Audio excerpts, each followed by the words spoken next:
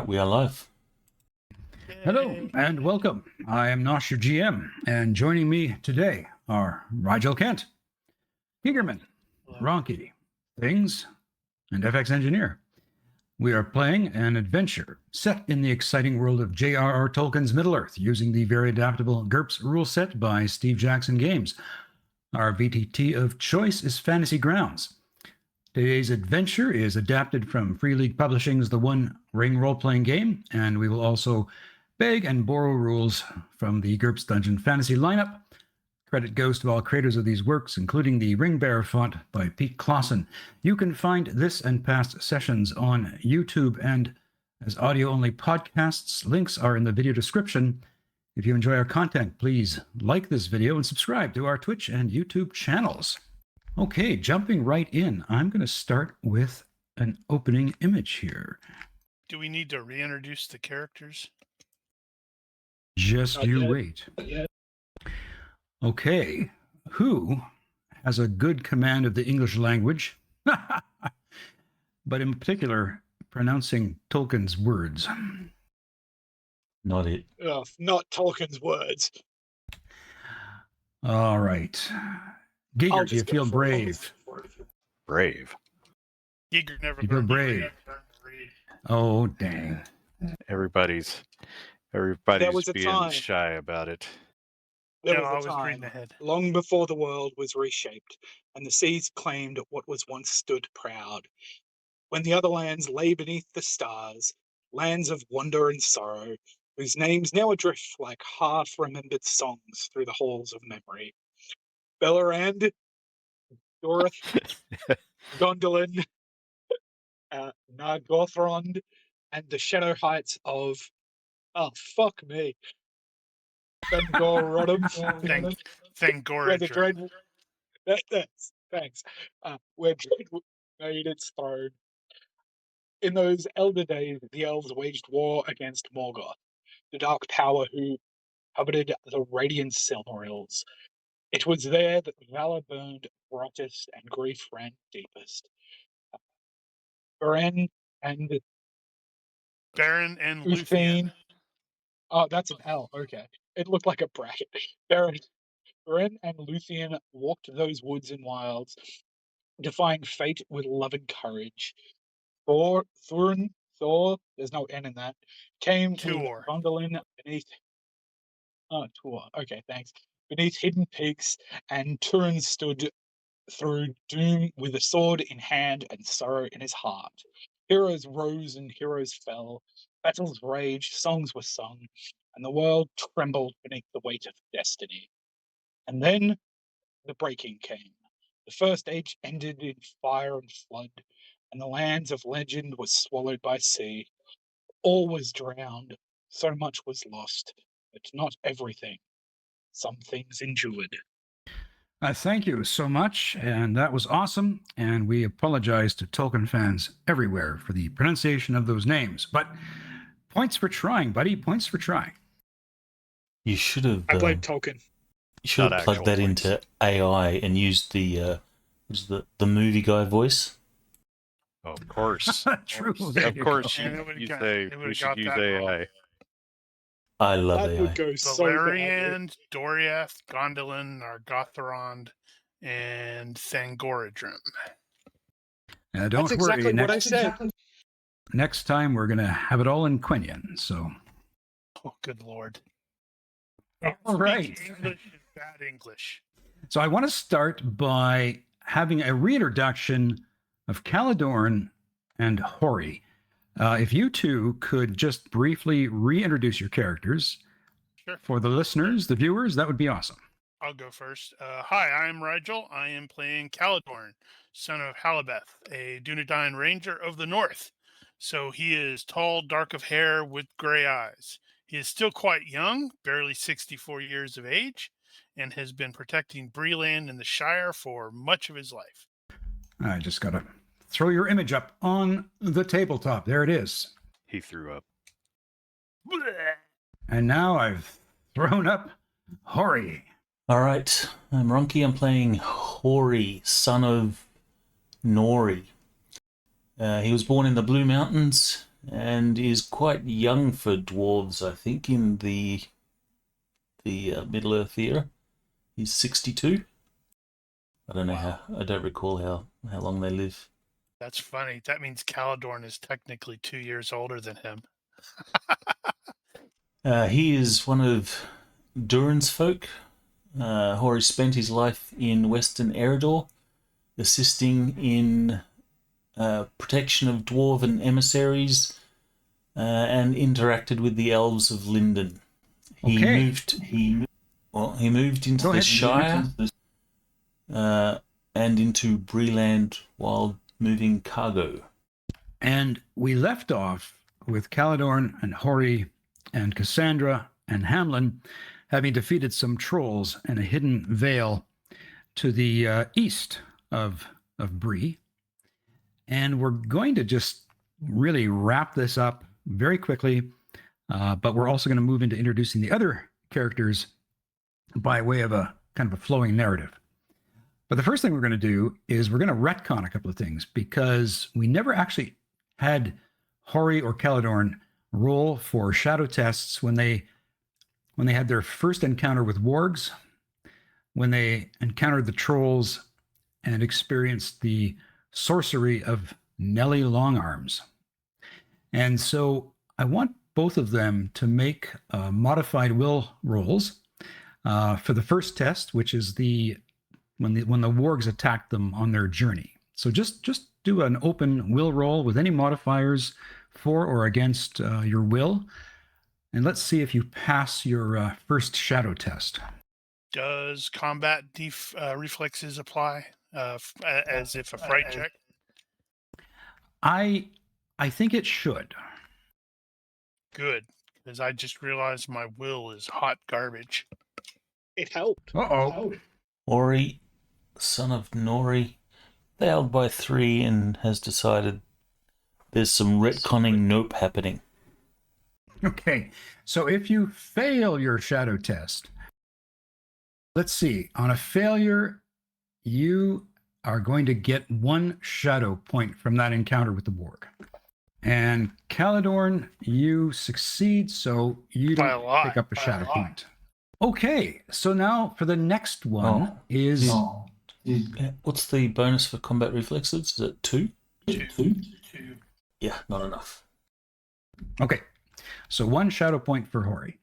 Okay, the next encounter was with the trolls. And so again, make another roll. And Hori, once you get 3 shadow points, it's going to impact your will roll. But just make another will check. Whew, success by 1. Actually, speaking of that, did we need some resources created? Oh, yeah, you need to have hope points and shadow points under the resources tab. And your hope points max out at your IQ. Roger. Do Okay, they so you increase both... that? We start at max. Yeah, so everybody starts at max because your hope points are basically your bennies. So yeah, you start with your maximum, and it just starts to go down as you spend those hope points. What was the Okay. total for Shadow? Or is that Yeah, just starts at infinite? yeah, it's infinite. So starts at 0, but it is technically infinite. It really shouldn't go any higher than your IQ. But okay, so that was the second shadow test, and now the third and the biggie is experiencing the sorcery of Nelly Longarms and seeing the depravity of her work. This is going to be worth 3 shadow points if you fail. Woot! Success by 2. Okay, awesome. Success by So- 6. There you go. Okay, so no, you managed to pass any negative impact from those encounters, but Hori will be carrying a shadow point with him moving forward. All right, thank you for that. We are now going to go to wrapping up some loose ends. So Caladorn and Hori and Cassandra and Hamlin and Jerry and Diarmok and his family and Silda, Heather, all come out of the Hidden Valley. You'll remember that Hamlin took a fairly grievous wound. I think he was like down by 6 hit points. So tragically, But as he you dies. come out, He dies.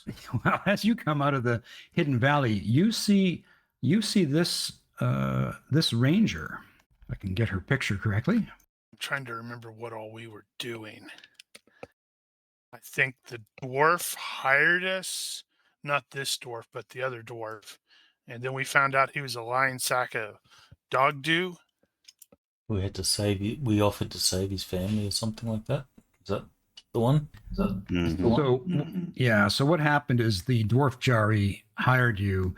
Armok was working with him, and he was basically bringing victims to Nelly Longarms, and he had Darmok's family being held captive. So you went off, discovered there were trolls afoot, and took them out, and took out their mother Nelly, and saved the day. So you see a female ranger, which Caladorn, you instantly recognize. This is a woman named Orthel. She is a Dunedain. Treat her appropriately. I don't know, do we have like actual ranks within the Dunedain? It's just a no. No. She's a would be a colleague. So she sees you coming out of the valley, and she says to Caladorn, Gandalf the Grey is waiting for you in Bree at the Prancing Pony. He has an errand for you to run. Huh? She says, North. Wouldn't I refer to him as Mithrandir? Wouldn't refer to him Mithrandir? I don't think so. No, I think he was commonly known as Gandalf the Grey in the whole Bree region. Okay, cool. So she says, I will take this dwarf back to our community for interrogation, and we'll determine a proper sentence for him. Correct me if I'm wrong, he did end up actually aiding us, right? That's right. Yeah. Then I will speak up for him as a result. Have that on the record. Did he aid us under duress, or did he volunteer to aid us? I think he was convinced. And Silda and Diarmok and his family are all going to return to Bree with the rest of the party. Silda will eventually be taken into a good home in Bree, and Diarmok and his family are going to decide to settle around Archet and try to start a new life. Now, once you get to Bree, Hamlin, he decides he needs to rest and recuperate from the battles. And Cassandra here, she basically decides she's going to return to visit some of her family in the Shire until the adventuring itch starts to need scratching again. And that's kind of what is going to happen to Cassandra and Hamlin. So so Caladorn and Hori and Cassandra and Hamlin, they all come into the Prancing Pony, and you see Gandalf sitting in the common area, smoking on his pipe. And he's sitting there, and right sitting next to him is an elf with remarkably golden white hair. We have to make another fright check. Depends on how sensitive you are. And so that's who you see sitting with Gandalf. Cassandra, she walks into the Prancing Pony and looks around the room and screams, Tolman! And runs to greet her cousin. Ah, Lassie! Wait, how do hobbits stuck? I don't know. How are you? Nice to see you. They're very Caladorn, country British. Caladorn, you glance over and see Tolman Goldworthy, and you roll your eyes.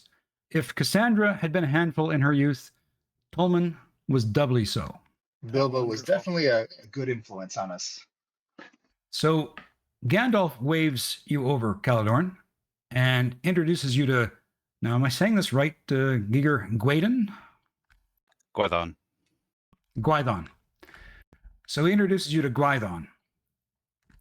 And he says to you and to Hori, the Queen of Londair, Nimue, has asked for assistance. Her court seer has apparently had such a powerful vision that she fears its portents. It could be nothing, perhaps too much pipeweed and an addled brain. But as you handily dispatched trolls, you ought to measure up to this task, Caledorn. Bring some friends. And he gives Hori a measured look as he blows smoke rings across the room. Cassandra beams, and she says, my cousin Tolman here might be interested. Before I left for the Hidden Valley, Tolman said he would be interested to work with Hori on... Give me 1 second. And Gandalf's eyes roll back in his head as he's doing something we know not what. Sorry, I was getting feedback through the speakers, so I threw my headphones on. All right. So Cassandra beams and says, my cousin Tolman here might be interested. Before I left for the Hidden Valley, Tolman said he would be interested to work with Hori on some future enterprise. And Hori, you nod in agreement. You remember Tolman talking to you a few weeks ago back here at the Pony. And Tolman, you say to Cassandra, cousin, that Gandalf asked me to come here. He said something about the surprising, invaluable character of hobbits when on the road? And Hori, to your surprise, you see one of the oddest sights. It's Nain, a strange fellow who calls himself an echo maker, whatever that is. And he is with someone who's carrying like a big old bag of something on his back. You can't believe your eyes. You thought he was back home in the Blue Mountains. What's he doing here in Bree? And you look at Gandalf, and Gandalf winks at you. So at this point, I'm going to ask the new players to introduce their characters. Just give a little bit of your background, and then I've got some questions for the newcomers. And is somebody hot micing? Rigel. Crap. I'm sorry. I had to change the click to talk button, and clearly I clicked the wrong one. So yeah, let's start with Tolman. Tell us a little bit about yourself, Tolman, and then we'll move on to Nain, and then we'll end with Gwaithon. Well, Tolman is of a similar age of Cassandra. Him and Cassandra grew up together. I guess it'll be up to her if she likes me or not. It looks like she likes me. We were both heavily influenced by Bilbo when he got back. And I will say Tolman took it to the extreme and started taking on jobs of being an official burglar, and doesn't have quite such a good reputation with the hobbits. They think he's very weird and just not civilized at all. And He's a Kender. he loves money. So any job, any mission, he's very confident he can do it all. And he's always trying to pull his weight, literally in gold. So if there's money involved, he's in. Okay, thank you. Now, Things, how do you pronounce your character's name? I'm sorry, I've been saying Nain. Yeah, Nain's pretty close. I'm pretty sure that's about as close as I'm going to get to saying it properly anyway. So It's Nain. no, it's Nayin. Nine. So Nayin. Yeah, there's a glottal stop in the middle of it. It's Nain. Yeah. Nain is fine. Okay. I've said my piece. Yeah, Nain is a very unusual looking dwarf. He appears to be dressed in moss and mushrooms for some reason. He carries around a very large fancy drum that he won't stop banging on, though the sounds are very familiar, like the echoes of the deep halls to Hori and any other dwarves in the tavern, but it's a bit unnerving to those not used to the sounds of the deep. He is always has a book nearby and appears to be somewhat attuned to nature, but also very musical and just particularly strange even for a dwarf.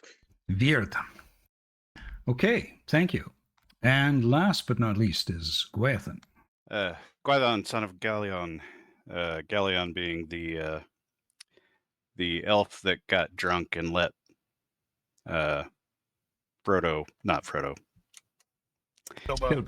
Bilbo, thank you, brain, and let Bilbo escape from the woodland realm in Thranduil's palace. Don't. So as a result, Gwython has always been a bit fascinated by hobbits and how they could just best an elf. But outside of that, he's a young elf, so he was just a kid back then when that happened, 24 years ago, something like that. So he was in his 40s. 24, yeah. Holy cow. Does that mean the dwarf and the Dunedain are the two oldest characters? I guess maybe. But he's mostly been serving the court as a caravan guard and that sort of thing, doing odd jobs and traveling around. And recently he had been traveling with some elves headed west and decided to stop off at the Shire because he's still trying to find the Bagginses. Excellent. Thank you. Thank you. Okay, so questions for the newcomers. Question the one. The first, the one. Tell us about how Gandalf came to ask you to meet him at the Prancing Pony. Well, I'll stay for Tolman. He was born in the Shire, but came to Bree, and he's been working as a professional burglar for the last several years. And you know, the character doesn't have a reputation on the character sheet, but he's definitely been doing jobs with maybe the dwarves, you know, being hired. So Gandalf would have come to him knowing that he needed a proper burglar for the mission. And he's just the perfect, you know, Cassandra is for some reason unavailable. So Tolman was his choice. All right, thank you. You answered the second question. What was it about you that interested Gandalf in terms of your skills? Okay, so Nain, how about you? Can you tell us about how Gandalf came to ask you to meet him at the Prancing Pony and what he sees in you as worthy about this errand? He probably stumbled across Nain in a pub and saw the giant library he's literally has somebody else carrying for him, because stuff carrying that on your own, and probably noticed some of the writings in one of my books that was actually the information that he was after at the time. And I informed him that, you know, I wrote that book. I learned that information and wrote it down. And he invited me along after that. Okay, all right. And Gwython, how about you? I would say that Gwython probably met Gandalf on the road while he was traveling with the caravan on the way here to Bree, and happened to ask this strange old man if he'd ever seen any hobbits. And we got to talking about Bagginsons and stuff. Said, yeah, if you go to Bree and the Prancing Pony, you might just meet one. All right. Now you've met two. Now you've met two. And they're related because they're all related. Okay, so that is a great introduction. You're ironically all at a tavern. How original. Okay. The same tavern. The same tavern too.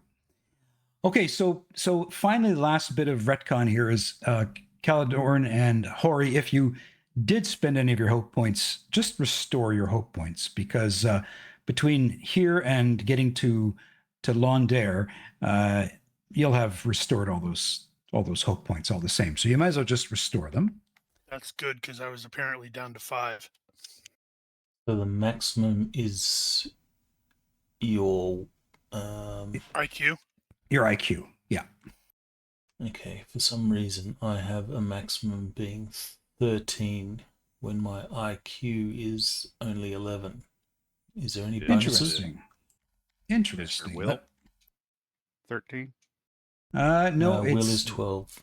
Yeah, no, your hope score is equal to your IQ. So that's probably a bad on my point. Do we have a chance to recover shadow points? No, unfortunately, those you can recover, but you're going to have to do something significant to recover it, or it stays with you until sort of a long stretch between, say, adventures, i.e., say 3 months or so, or around the Yuletide time. Although you could you could do something called a shadow scar, but for 1 point, I don't think it's worth it. A shadow scar is where you can choose to remove all current shadow points and replace it with a shadow scar, which is a permanent shadow point that can be removed sort of basically at Yule or around the Christmas period. So 1 for 1, I don't think it's worth it. Right. Oh, Let's open the big map. this must be a huge map. You are currently here. Where's here? Correction, you are here. Right. There's an icon over there. Ain't no Bagginses here. They're all up in Hobbiton. And you are traveling to here. Through the lost realm of Arnor. And by the magic of scene transition, you arrive in Londair. I hope we got the cool, sweeping music as we're like mounting a hill or something. Oh, it's Very- not cool. It's deep and eerie. There it is. So you come into the port town of Londair. Can you ping it again, please? I sure can. Just 1 second here. All right, thanks. Now, right here where I'm pinging now. Did you see it? Yep, I got it. Okay.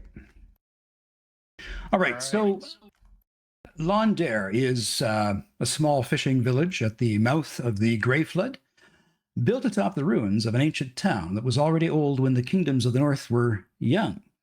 And today Londair is ruled by Nimue, a brave young woman who delivered the town from a sea serpent and was acclaimed queen of this little kingdom for her effort. Londair is also known for the old towers that rise above the town, towers built by seers and astrologers in days of old in imitation of the elf tower of Elosterion, where they could look back west in hopes of glimpsing the vanished glory of Numenor. And so you come into the Queen's Hall, and you see Queen Nimue awaiting you. I just realized, do not have any social skills whatsoever for that. And she says, which of you is called Caledorn? Point. And Caledorn will step forward and bow and say, I am he, your grace. Very good, and welcome all of you to Londair. I trust your journey was safe. It was very quick. Good. She says, what did Gandalf the Grey tell you of your errand? Not much. He is notoriously close-lipped about these sorts of things, only that he had a task that he wished us to come here and do for you. She says, yes, I get your meaning. Well, let me begin by saying, and as she starts to say like an opening sentence, you hear and sort of feel these hands pressing through the PCs, pushing past everyone to get to Caledorn. And Caledorn, you look down, because how tall are you? Like 6'3" or something? He is 6'5". Yeah. Because Dunedain are tall. So you literally look down at this poor fella here. Wow, he's got a bit of a wild eye look to him. And his jaw drops just like you see it in the picture. And he looks up at you and he says, I saw your kind. I saw your kind on the shore. And like he's clutching at your cloak, and kind of really just amazed at recognizing your kind. And Queen Nimue says, well, everyone, this is Eglion, my court seer. Okay, seer, she says, tell us about your vision since you've decided to make your presence known before I summoned you. He says, my queen, this man is so very much like the woman I saw in my vision, so tall, lordly. It is remarkable. I had not slept, not truly. The stars, they held me fast, all through the night. I watched them wheel and whisper, and I thought perhaps they were speaking or warning. When the dawn came, pale and cold, I walked the shore. The sea was sighing, as it does, soft, sorrowful, like it remembers. And then I heard it, a voice, not loud, no, like breath on glass, and it said a name. Tyrannus. I think it did. I cannot be sure, but the moment it spoke, the world changed. My mind was not my own. I saw her, standing in the surf, alone. A lonely isle, yes, and the waves lapping at her feet. She held a sword, great, yes, but wrong. Wrong in its making. The blade was blackened, as if burned or buried. Not rust, no, something deeper, a flaw, a shadow, in the steel.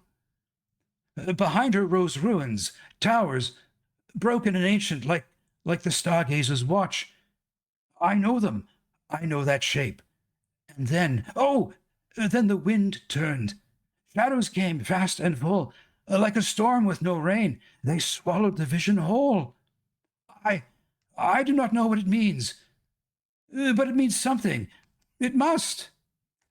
And at this point, as he's starting to get even more and more animated, and his eyes are kind of drifting off up into the ceiling of the court, you hear this snort and a laugh from the back of the hall, but you don't see who snorts and has the audacity to snort.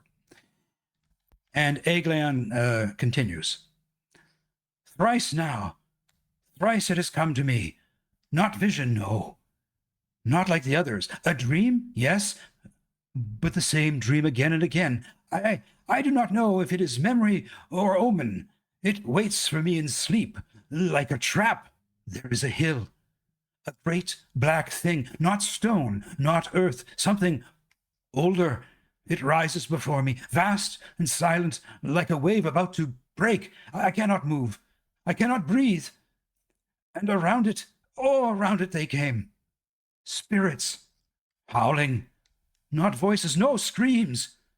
Shapes that twist and claw the air, things that should not be. I cannot describe them. I dare not.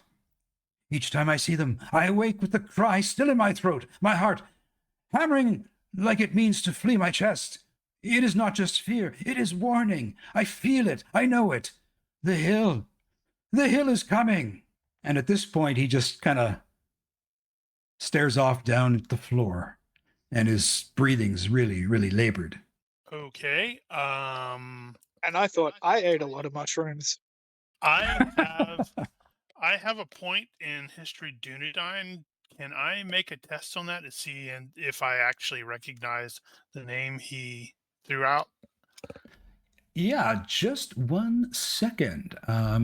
Yes, you can. I'm just going to also lean over onto the other characters, because I just want to check on something.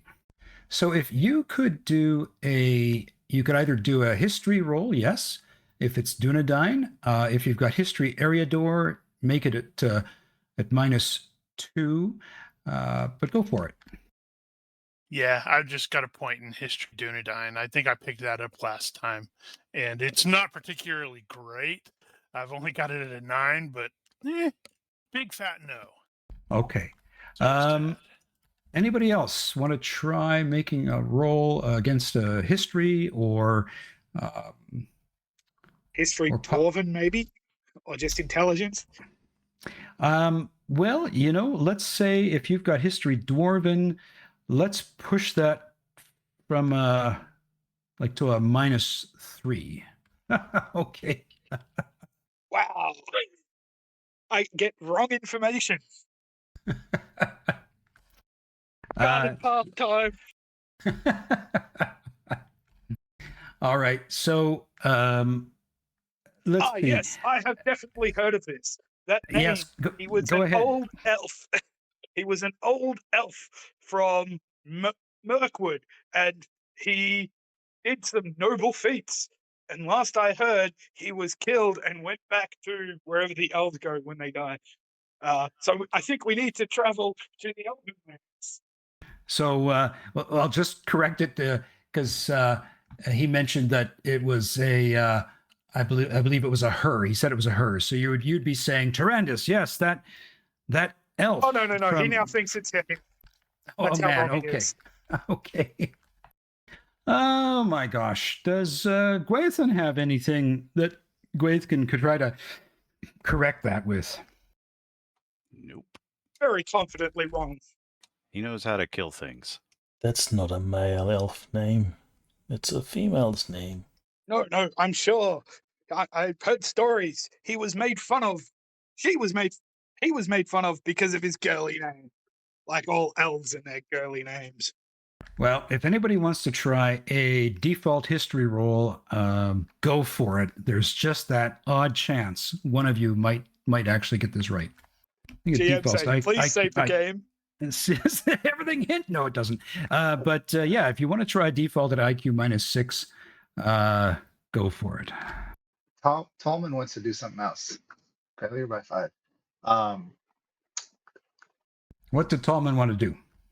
I think Tolman started spacing out when he started talking about all the, unless he mentioned money or gold or treasure, he started spacing out.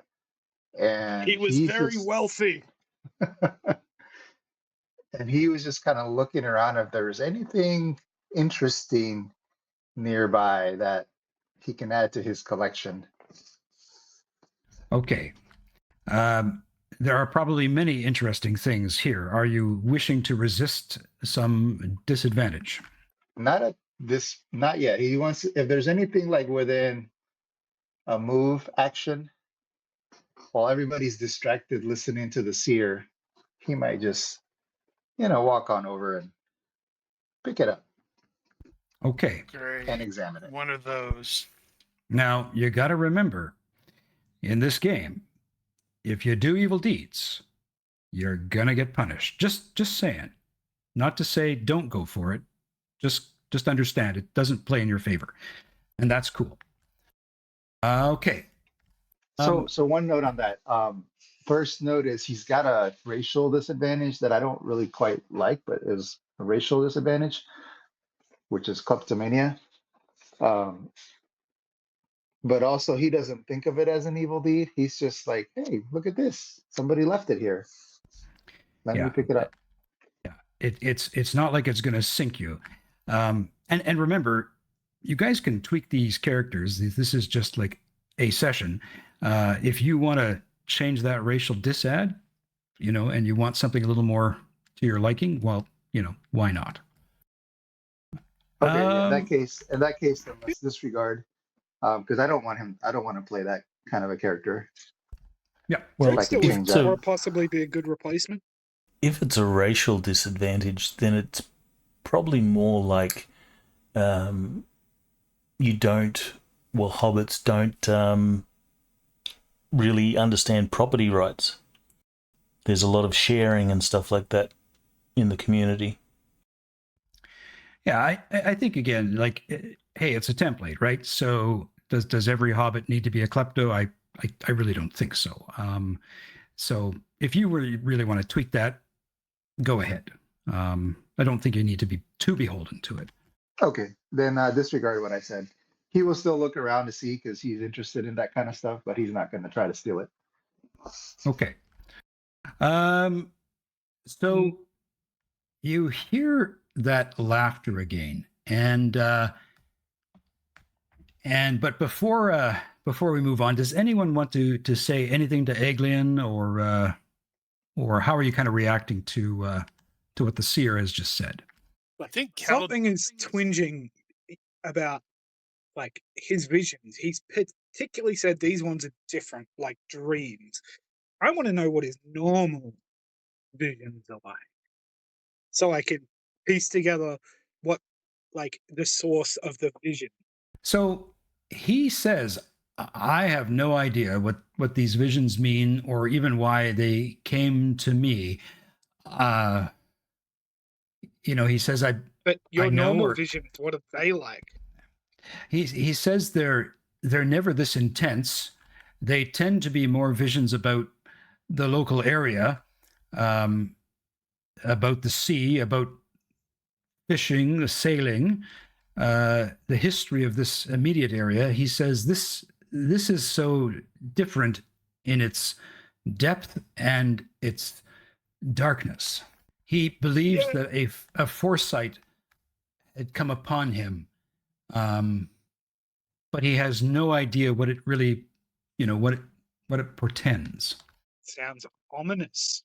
So I think Caledorn is uncomfortable, but curious, and will inquire a bit more about getting into like a description of this person that he saw. Did you say Tarantis? Tarandis? Tarandis, Tarandis, Tarandis. He just said that she's fair, but strong, noble, yet broken, and so very tall, and like a lord like yourself, good sir. Ultimately, he's. I think Caledorn is trying to determine is he describing a Dunedain or a Numenorian? You're definitely picking up the sense that there is a racial connection here between you and what who he saw. Well, since Caledorn is only got an 11 IQ, he's not the brightest.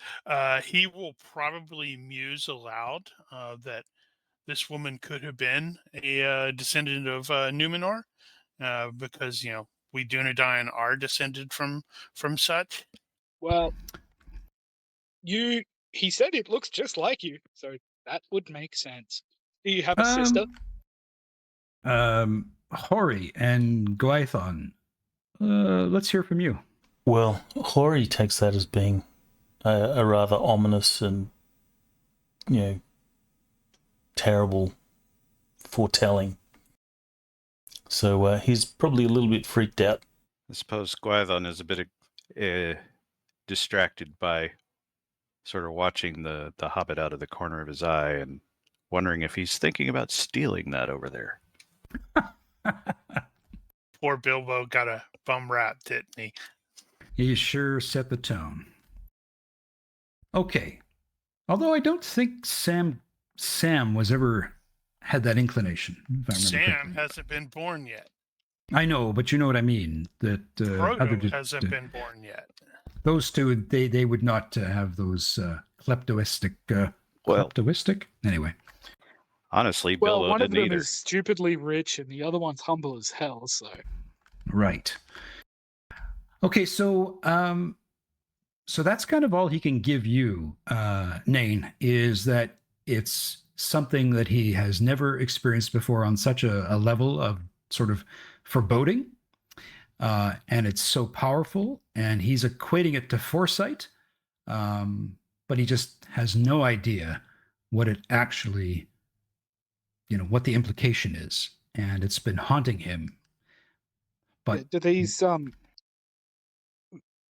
does his words, because the darkness and the shadows and stuff, does that trigger any hidden lore shadow, like twinges in the back of Nine's head? Yeah, not in the sense of shadow craft itself, but it's enough to make all of you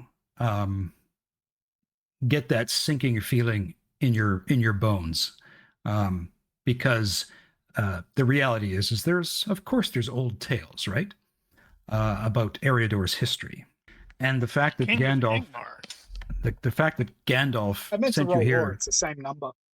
Yeah, the fact that Gandalf sent you here, and now you're getting that immediate impression that this is not brain-addled or just pipeweed. And Gandalf, the bugger, he probably knew that.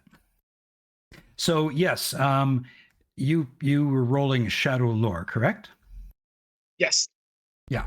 So again, you would say that this business about the spirits and the dark shapes, you're not quite sure about like he's talking about a hill, but this has all the earmarks of the work of Shadow, and it might explain why he's so bloody terrified. Mm. Let alone the trying to fact think. that it came to him, which is equally Was it- unsettling. You said a hill, and you described the hill and the trees around it. And at this point, you can hear this laughing going on at the back of the court. And the queen sort of calls to the back. She says, Knock it off.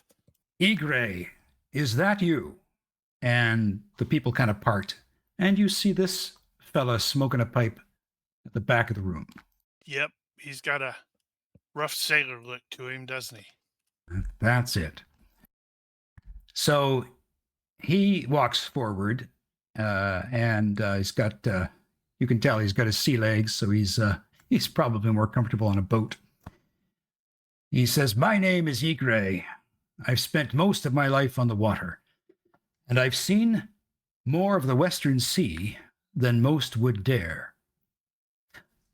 When Aeglian spoke of that island in his vision, a steep-sided isle, standing alone in the vast ocean, I knew it. I recognized it the moment he described it. The old charts call it Tol Morwen. It's farther west than any sane sailor would go, but I've been there. Not by chance. I was just a boy then, sailing with my father, when a storm caught us and drove our ship far off course. We were lost for days, battered and drifting, until we found the coast of the Western Isles. We followed that shoreline north, past the Gulf of Lune, and eventually made our way back to Middle-earth. But I never forgot that island, its shape, its silence. It stayed with me. Can you take us there? Well, if you mean to go there, I'll take you. I've faced worse than storms. I've faced worse than storms, and I've no fear of old ghosts. Just say the word. And he keeps laughing, and then he puts his pipe back in his mouth. Sorry, go ahead there, Caladorn. We know what he's smoking. No, he's just going to say if that is the task that the queen wishes of us. And if anybody wants to make a perception check, if they're watching or looking at Ygre, or a body language check, go for it. I can give you perception, but I can't give you body language. A successful by 4 perception test. All right. Well, that's good enough. So, as you're listening to him talk, you perceive there is a gloom that hangs over him. His boisterous attitude appears to be an attempt to ward off some sorrow. Ruh-roh. I hope this NPC isn't going to betray us too. Mm-hmm. They're all out to get you. Indeed. So Queen Nimue, she steps forward, her eyes sweeping the room. So, Ygre was here, and in this hall, when Aeglian spoke.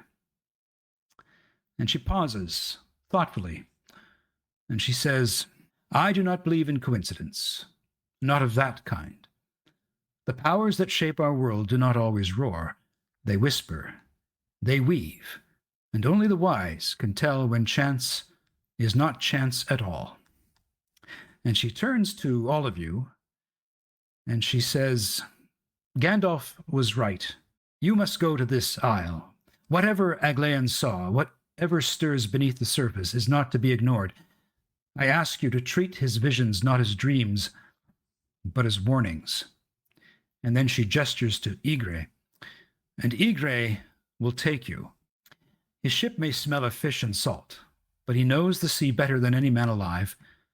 I will see you armed, provisioned, and clothed for the journey. What my realm can give, it shall give. And then she steps closer to you all, and with a low and firm voice she says, Go with purpose, go with care, and return with the truth. As you so direct, so shall it be. Okay, so that's the request or the order, one or the other. I'm presuming it's going to take a bit of time to, get kitted up and all that jazz, right? We're not just leaving straight away. Yeah, no, there's no real rush, and certainly Igre knows exactly what he needs to provision the ship. Yeah, 'cause Hori. Sorry, go on. I was going to say, I would like to. I don't have the appropriate skills to do like research or anything like that, but I'd like to actually try to find out more about this Tyrannus, which may include or consist of him basically penning a letter and sending it, home. Say, hey, do we have this name in our records? Needless to say, Okay. we wouldn't get a response back before. Probably not. Hori, he's going to lead into Caledon and he's going to whisper, "Are we getting paid for this?" Gandalf gave us this task. He will see to I it sure that hope you're. we are. He will see to it that you're repaid in some capacity. Nine's eyes light up at the mention of being paid. Gandalf told me we can get rich. The worried look will turn into a smile. Pity we didn't find like some treasure with the trolls or anything. But alas, You just found a lot of cash. That was it. we did. Yeah, well, you got 750 copper out of that deal. Oh wow! Is that total or Per is- piece. Okay, because I was like, wow, I'm currently listed as 5 copper. Yeah. No, you got 750 out of the hoard that Nelly Longarms had. It's a month's pay. Okay, so what would you like to do at this point? Igre is going to have a fully provisioned boat in like 2 days. Let's say 2 days. He's going to have food. He's going to have water. He's going to have everything he needs to take you out into the ocean. We'll run around the town looking for books on the Western Isles island lore. Okay. Yeah, and like I said, Caledorn's going to at least try to find out a bit more about Tyrannus, so he may speak with Aglian a bit more. He's probably going to pen a letter back home to basically say, hey, could somebody research this name and such like that. Obviously, that will not be responded to by the time we set out. And sadly, I don't have research, so he doesn't really know how to do this properly. Right. Your handwriting is barely legible. Would you like some assistance? Well, I suppose What language would you want this written in? it's going to be Western, probably. And Why what are else? you writing? We already know all the things about this Theorin guy. I already told you. Tyrannus. Mhm. Tyrannus, yes. I think I will pen the letter myself after all. We're just wanting to research. I'm just wanting them to look into the histories and biographies. Not biographies, genealogies. Okay. So I'm wondering if Caledorn and Nain, if the two of you could work on something together, using Nain's skills and Caledorn's sort of pernicious sense of like, don't think you've got that quite right. Yeah, because Funny. he's a really weird looking dwarf. Yeah. I mean, Hori, I understand Hori. Hori's a dwarf. I don't know about this guy. Eka, that was a dwarf? Oh, wow. I've forgotten about all my damn No, character it's stuff. definitely correct. Like, I know what I'm talking about here. Since it was asked from Tolman, Hori will say, "Of course I will play dice with you, but only if you join me for a drink."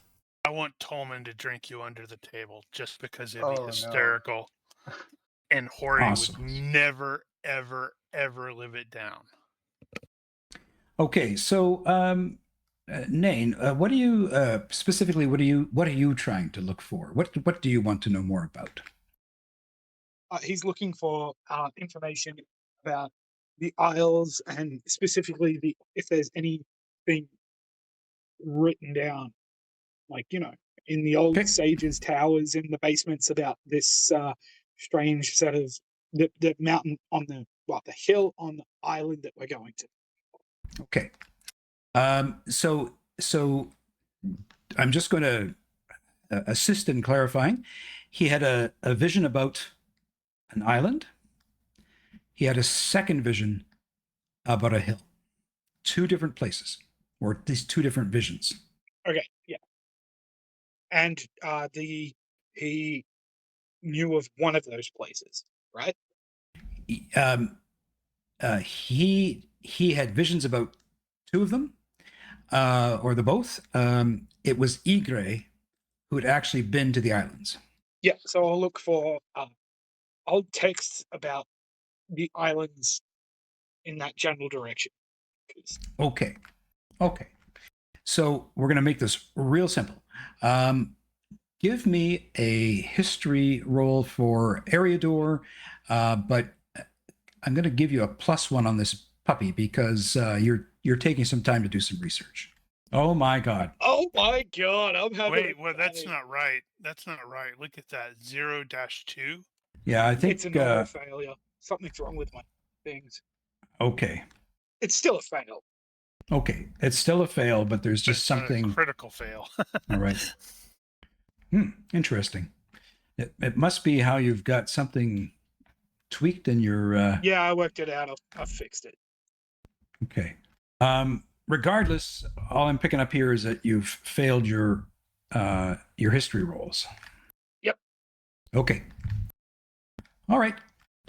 So you can't really find anything about the history of these islands outside of the fact that I think it's just common knowledge that that there have been islands seen off the coast of Eriador. But what you actually know about those islands, I'm going to give you this because, hey, it's a freebie. And I think, again, it probably would be common knowledge. So we'll fail a little forward here, is that you know darn well that, you've heard of the great sinking of a land, beneath all of those islands. And so these islands are nothing more, but certainly nothing less than the last vestiges of the lands from the first age. Yeah. All these towers and all these stupid vision people and scholars, none of them could write anything down properly. Mm-hmm. So, for whatever reason, you just can't find the correct books. And maybe it's like that scene where Gandalf's just plying through lots of old scrolls in a basement of some tower in Minas Tirith. Yeah, but all the writings are rubbish and probably just bureaucratic documents. Mumbo jumbo. Yeah. Okay. I don't care about the tax documents. Caledorn, is there anything that you are wanting to do additionally, or are you just kind of writing the letter and helping Nain realize that this is a futile attempt? Probably gather personal supplies for the journey. My own food, etc., etc. Okay. Actually, did they give us a indication how long that would take? No, he didn't. He didn't give an indication of how long this trip would take. But because we're That's not going to, good thing to ask. we're not gonna get into the nitty gritty. Like I said, Ygre is going to have enough provisions in his ship to get you where you need to go. So we're not going to worry about the actual length of time. That's fine. But what are we talking here? Like days, weeks, months? No, not months. I would say it's going to be a good week and a bit to get out there. Okay, that's good enough. I can scroll through and see if they actually care about it, but I don't think it really was key to the adventure necessarily. Yeah. Okay. In that case, the only other thing that I can think of is just to get to know the other members of the new fellowship. Goithon, Nain, Tolman. Okay, I'm just looking into the chat here. Let's play this bit out between Hori and Tolman. Alright, does Hori have dice? I don't know if he trusts a hobbit. Nope. Dice is not something that he has. But he will go to whatever tavern we end up in. He will go to the bar and speak to the tavern king. Keep. The little one over there wants to play some dice with me, but I don't trust him. Would you have some fair dice? Yeah. I get that a lot. Not about hobbits, mind you. But we are a seaport. And so he reaches down and pulls out a cup of dice. Why don't you try these, my good dwarf? He then, let me just make a roll here. No, I'm going to choose to fail, but I'll roll nonetheless. Failed his greed by 1. He will sort of shield the dice from view from Tolman, and he'll say quietly, "Perhaps you also have some unfair dice?" Okay. Roll a reaction roll, not a universe, based off of your own mods. I think it's just going to be straight up. Although he does have compulsive carousing. I don't know if that is a positive in the mind of a tavern keep or a negative. Normally it's a negative from sober people. Either way, I shall roll. So he looks at you cockeyed and says, "Really? You wanted me to help you on one thing because you're afraid of being cheated and you want to screw the hobbit over?" Of course not. I was just testing you. Yeah. I've been tested many times, dwarf, many times. Now, go away. I've got things to do. Enjoy your game of dice. Hori will sit down at the table and he'll grab some drinks as well. So, what's that? 2 copper a drink or 1 copper a drink? Sure. Let's go with 1 copper a drink. You're on the there's lots of ale being brought in from somewhere. Tolman asked for the top shelf or the middle shelf drinks. The middle shelf. Well then. Yeah, he's got a little bit of a fine. What is it? All right. Or fine wine, He likes let's nice. Yeah, for the middle shelf because that's top shelf to him. That's right. Right. So let's say that's going to cost you three copper a drink. Okay. And then he tells Hori, he's like, he gives him the face like, and Tolman has the honest face. He's like, he's like, I can't believe you would think that of me, Hori. After all this time, how would you think that I would even dare cheat my noble and trustworthy friend, Hori, son of Nori? Hori's gonna laugh, and he says, "You what was Mel's character's name again?" Cassandra. Cass. Cassandra. We lose him? I wonder. Oh, can you not hear me? No, Evidently we not. couldn't hear you. I said, you forget that I traveled with Cassandra a while. I know your type. At that, Tolman just laughs. And he will pull out some dice. He'll grab 5 copper and put it down on the table. 2 out of 3, you say? Yep. And if you lose, I don't know how the rules go, but he wants to do like a shot every time you lose. Well, so basically maybe 5 coppers plus a drink. Hori almost wants to lose. That's unfair. You make me want to lose now. And then Well, how do we do this? Just randomly or what? For the rolls? sure. I don't know how I a don't- dice game works in real life, but we have some dice. I guess we roll them. I think so. You've got dice. Let's do it for real. Unless one of you's got gambling. I have gambling. Well, Hori does not. But I mean, I'm what's the cool if you really want to just roll dice. That's kind of cool. I think one of the old games that they used to play back in the classical period was a deal where you bet on you get like 2 dice or something, and you bet on what's going to come up. Say I'm going to get 2 6s. You're betting on 2 6s. all right? Let's just roll dice. Roll 2d6. Best out of 3 rolls. Highest roll So, like, wins. highest roll wins. Okay. Ooh. Oh. We've had to do this often enough by now. We should Irony. have a system set up already. Woo. Tolman. Okay, that's one of 2. Damn it. If only there was a gambling skill and a quick contest mechanic in GURPS. There is. I It- have the gambling. But It's we not just quite decided that to do it random. simple, actually. As It we can have be if you want it to stubbed be. our toe enough times by now. That's 2 for Tolman. So that's best out of 5. We might as well play the last. How many rolls are we on? 1, 2. Then we need to up the stakes.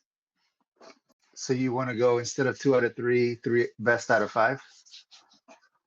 Double or nothing. Are you Double willing to take the double. bet? I take the bet. Get out of My here. goodness. Curse your luck. Oh yeah, baby. Woo! Tolman like gets up and does like a little dance on the table. Now I'm envisioning everybody, watching like it's at Vegas, and they're all rooting for the halfling. Mm-hmm. Hobbits aren't known for tearing the arms off of somebody if they start to lose. Dwarves are known to do that. Ori will look So- over to the tavern keep, and he'll just give him that. I thought these dice were fair look. So he Tavern takes- keep- he's laughing. Tolman takes the 10 coppers, but he buys you your drink. He buys this round of drinks. Anyways, I'm good with that. All right. Unless you want to keep going, but that was fun. Hori, he's a little bit aggravated at losing. He's a dwarf. He's stubborn and his temper is short. But soon as a drink is put in front of him, he will settle and then begin to chuckle. And he says, "Well earned." There's a reason you guys hired me as your burglar. At which point, Hori's going to start, feeling his pockets and coin purse. They're completely empty. We hired him as a what? Wait, we hired him? I'm not paying him. Nice. Nice. Who hired whom? You were sent on an errand. Ah, Gandalf. That bastard. Everybody thinks it. He made everybody think we were getting paid without even saying a word. Are you saying we're not going to get paid? I'm saying nobody Queen said we were has going to lots get of paid. money, right? We're going to an island that is surely going to be our doom, and we're not getting paid. Of course it's going to be Doom. It's the Tower of the Black Lady. It's still a man. Hori will go, I need more to drink then. And Okay. Hori will proceed to carouse and spend money in his carousing. He's going to, since Hori's not going to make it a secret that we're sort of interested in these islands and stuff. So Okay. he's going to be, asking people for legends and stories and stuff like that. Not that he probably really wants to know anything about Okay. this place. Okay. So, by all means, go for a carousing roll or a current affairs roll if you got it. No, Hori doesn't have carousing. It defaults to health -4, I think, or 5. Health -4. Go for it. Failed by 4. All right. Anybody else want to give a shot at carousing or a current affairs roll? How about some sort of eavesdropping, or would that fall under carousing? You know, Why not? We should try to use these skills. What particular skill are you using? How about Sorry. let me try using lip reading. I Yeah. would say, well, okay, lip reading could work. Otherwise, if you're just trying to eavesdrop, you could make a perception-based stealth roll. Um, let's do. Wow, they both sound fun to do, actually. Um, I've seen which one do you think? I've seen the bad lip reading on YouTube. You should do lip reading. Mm-hmm. I want to see what the GM They're comes up probably with. complaining about the weird strangers in their town. Well, let's just try lip reading. It's my lesser skill, so I'm not as good at it. So he's gonna kind of look around if there's any like interesting, quote unquote, interesting looking people talking, and try to read their lips. So he rolled an 11, success by 2, Okay. with no modifiers. So as you were just sitting there looking at the conversations, a lot of it's just simply about mariner talk. A lot of it is just about the sea, the weather, the travels to and from Londaire. You know, somebody hot micing? All right. Yes, Yep. Apex is.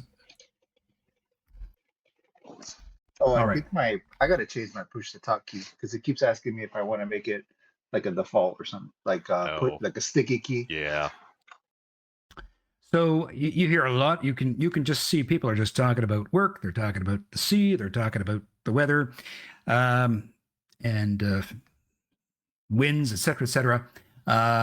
But you do see someone talk about the fact that they drop a name called Aaron Vor, and they talk about the dangers of the large trees that are in the sea around that point of land, and that the volume of those trees seem to be actually, something larger than people have noticed of late. Aaron Vor is a location. You suspect that's what it is. So we've got large submerged trees. Along the coastline around a place called Erin Vorn. Okay, anything else anyone else wants to do? Because we're just going to advance the clock here to stepping off into the boat. Before we Other leave, than bang my drum, not really. Gwython was going to spend some time on the docks looking at ships, sort of getting a sense of things, and would probably like to talk to an elf or two if they're actually about, and looking somewhat important, just to ask around about these sorts of things, stuff the humans wouldn't talk about. Can you give me a reaction roll? And on a sort of good or better, we'll say that you actually do come across an elf. Let's see. Is this technically a universe thing? Yeah, do a universe roll. Okay. So appearance wouldn't apply. Of course, if everybody's attractive, nobody's attractive, really. Okay, so the universe is cold and indifferent. I'm going to say what you notice, and you really notice it, is that people are looking at you. And as you're, as these sailors are going by, you're just hearing the words Gulf of Loon. You're hearing the words, what is it? Got to pull up my map. Yeah, Gulf of Loon, the name Harlan, the Grey Havens. Basically, people wondering if that's where you're coming from, or that's why you're here. We didn't see an elven boat come in. So people are more kind of pushing you for information. Well, clearly there aren't any elves hanging out here then. So, and he's got no problems telling him why he's here. He's just, I'm on a mission. I'm not doing anything in particular. Although I was escorting a few that were headed west. Perhaps they'll pass by in the near future. Okay. But you definitely don't see another sign of any elf, and certainly nothing in terms of elf ships coming down. So hence their surprise. Yeah, let's see here. Nain, you did a successful music instrument drum by 4. Yeah, just an evening in the tavern. I'd be making noise, being annoying. But also, probably people enjoyed the annoying drumming. Yeah. So people are enjoying your drumming. It's maybe a little odd, but they're kind of getting into your vibe.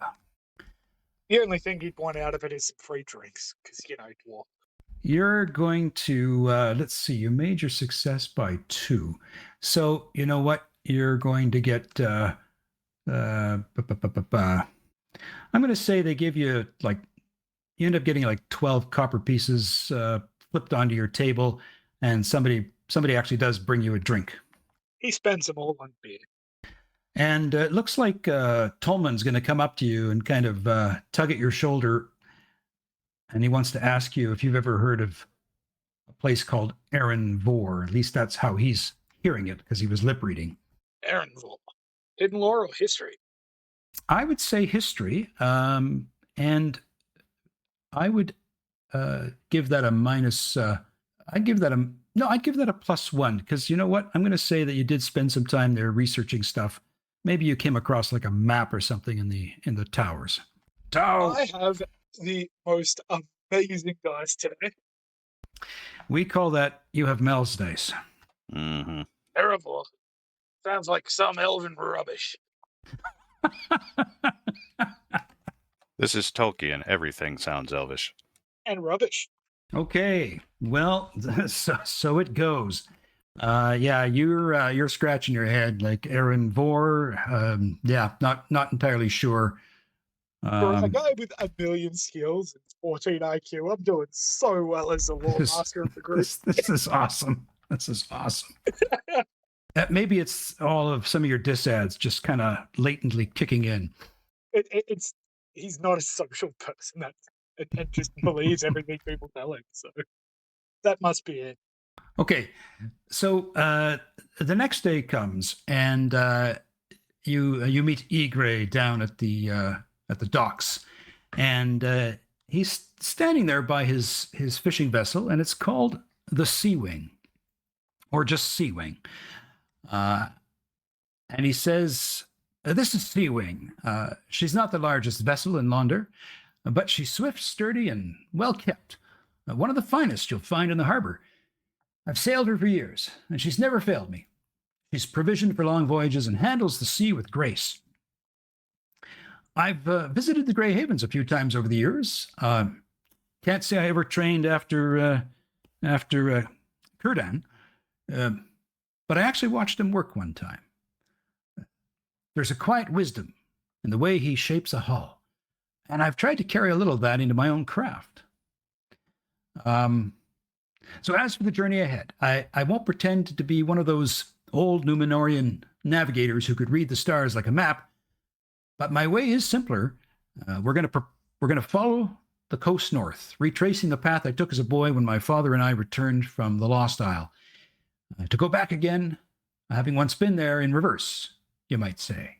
It's going to be a long voyage.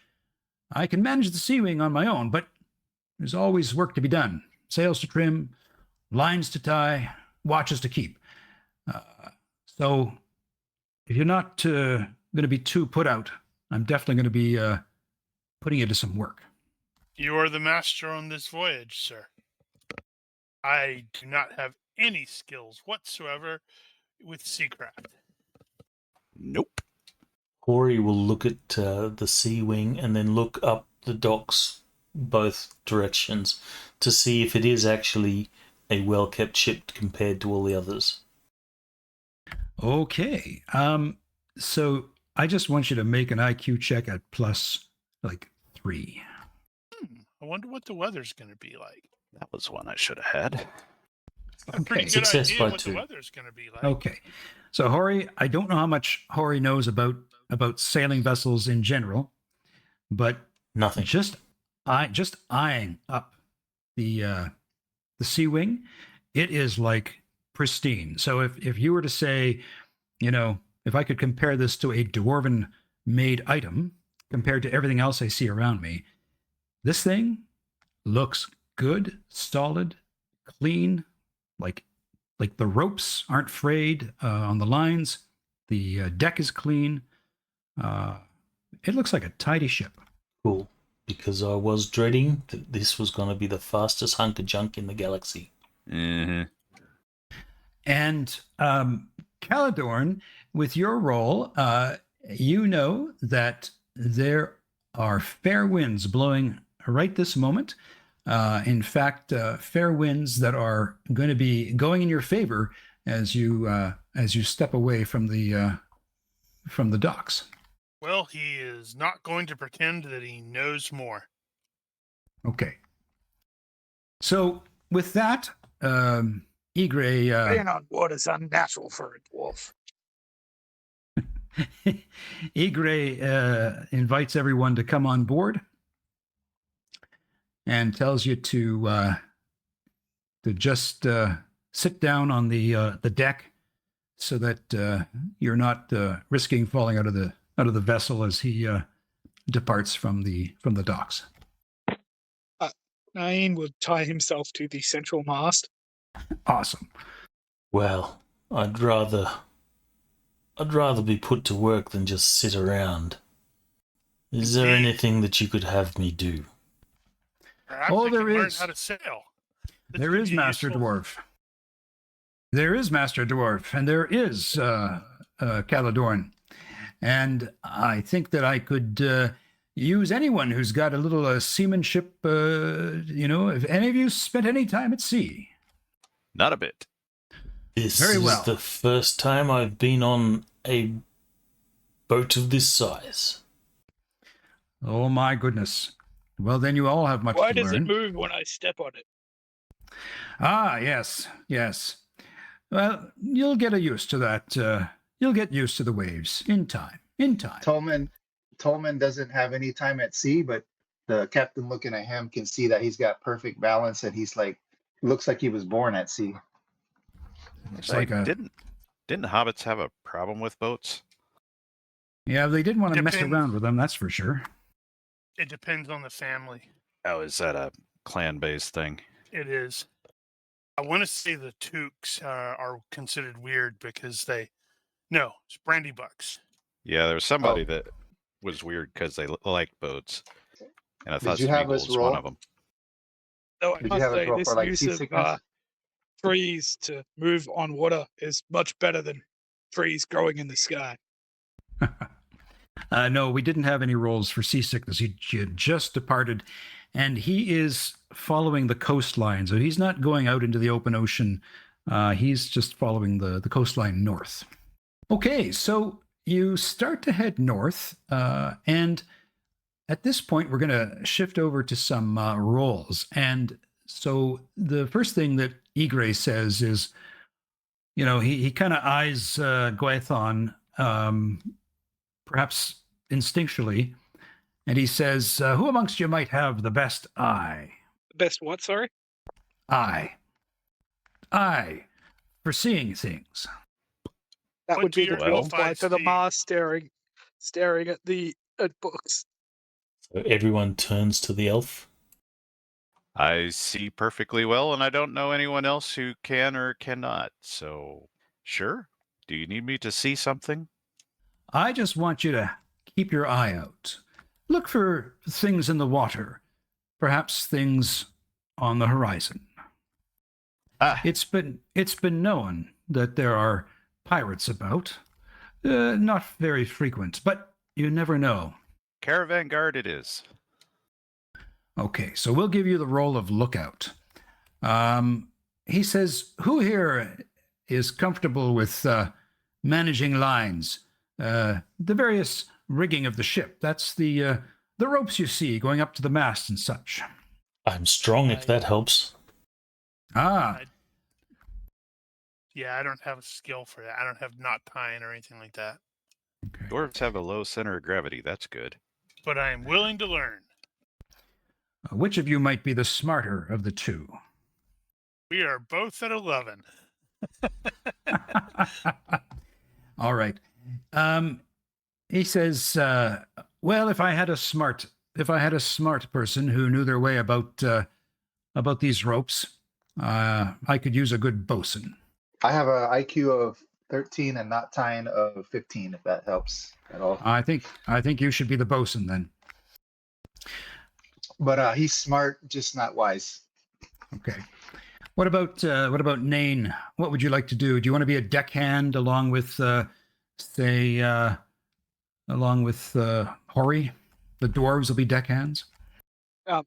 Nain doesn't even respond. He's too busy digging through his pile of books and reading while trying to stay as firmly ground on the ship as possible.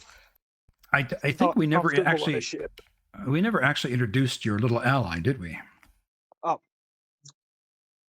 There's There's a an guy ally. following Nain around who is carrying a back overladen with books and other random gear. And whenever Nain talks to him, he calls him Grog. Whether or not that's his name is another story. Right. It's Bill the Pony. Yeah, there we go. Yeah, he told me we were getting on a ship, so I'm like, well, I can't bring a pony. I guess I need to get an ally to carry things. Okay, and that leaves someone to do some fighting, which I think we will hand over to Caledorn. You'll be the Fighting? Marine. You'll be the Marine. Semper Fidelis, hoorah. Okay. Oh, So, if I knew there was fighting, I wouldn't have volunteered to clean the decks. all right. So, On the right side, Caledorn can actually swim if it comes up. Oh, Lord. I don't have swim. Okay. Well, if it comes up, Gwython can swim. Yeah, thinking that through, this is probably the first time Caledorn's been on the ocean too. It's very exciting. okay. So, if the blue arrows appeared, I hope they did. They did. Yep. All right. So that's kind of the course he's got you set for. And Whether it's the course we take. yeah. So we're going to roll on the voyage events table, and we're going to make 2 rolls for 2 events. Yeah, it's going to be a little touch and go when we go off the map. Tomlin is really excited that he's bosun, but he has no idea what that means. But he's really excited. I love it. It's like, this is awesome. I'm the bosun. Pay attention to me. Everybody's like, do you know what that means? Shut up. Pay attention to me. Okay. Let me see. Can I drop this table here? Hang on. I think you have to share it for us to actually. I don't know. That's working. It's working. Okay. So let's have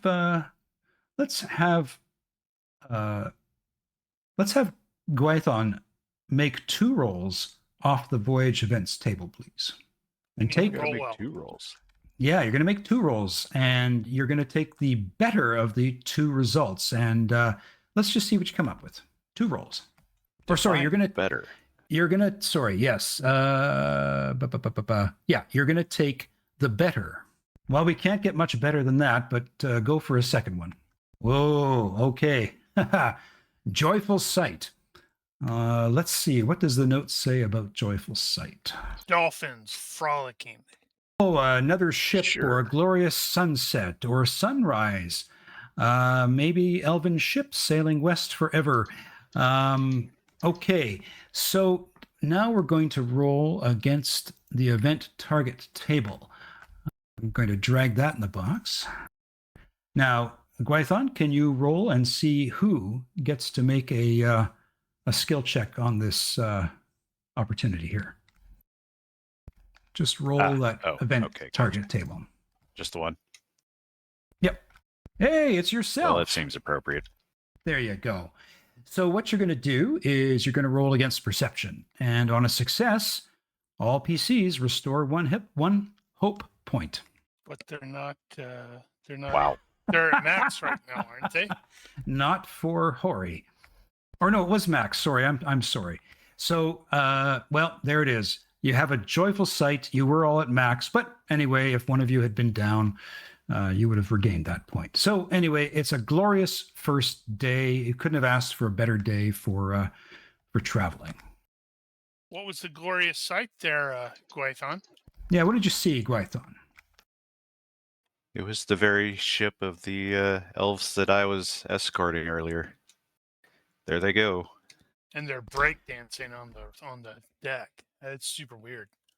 Okay, we're going to do one more roll, but before we do that, you have Egray now point to a spit of land, and he says, we're coming up to the ill-fortuned Erin Vorn. And tell me if you see this. Yes. Okay, so that is the point of land called Erin Vorn. Oh, okay. Map. I need to open the map again. Or unminimize the map. There we go. At this point, Tolman will remember that he had read that, read that name, whatever. And if he hadn't had a chance to mention it, he will mention to the group what he heard or the other night. I got a success by 1 on area About the knowledge winds. area door. So what do I know about that area? Okay, so first of all, Tolman, who do you say that information to? Who do I think is like smart person in my group? You probably already think mentioned you're it to the smart dwarf. Not the He dwarf, didn't know maybe anything. Caladorn. Well, Caladorn did just succeed on his area knowledge, so perhaps the two of you can put your heads together. Which would be a funny sight considering, the height differences. I'll tell him about the winds and the stuff that I overheard. Okay. So, so Egray says, yes, look, behold, the heights of Erin Vorn. He said, the haunted forest. I'll share this record with you. Caladorn, from what you can remember, long ago, in the western reaches of Minhiriath, there stood a forest so vast it seemed to stretch from horizon to horizon. And you remember being told this out of sort of tales from Numenoria, but the Numenorians named it Erin Vorn, the Black Wood, even though it was green and wild in those days. But the Sea Kings, the Numenorians, grew greedy, and they really, really cut and overlogged this whole region for timber for their ships. And the only thing that remained of that vast swath of forest was Erin Vorn. And some say that there are men who live in that forest who have a great and deep-seated hatred for the Arnorians, the Cardelans, basically the descendants of the Numenorians. And while Bree has stood as the last true settlement of men in the West, there are still these folk who, legend says, live in a very quiet, secretive way. And so the old tales are, if you ever walk the edge of this forest, tread lightly, because the trees remember, and so do those who dwell beneath them. But it's also a very dangerous point for mariners, which is what Egray and what Tolman heard in the bar or the tavern, is that the trees from this forest seem to fall into the ocean here, causing danger. So noted.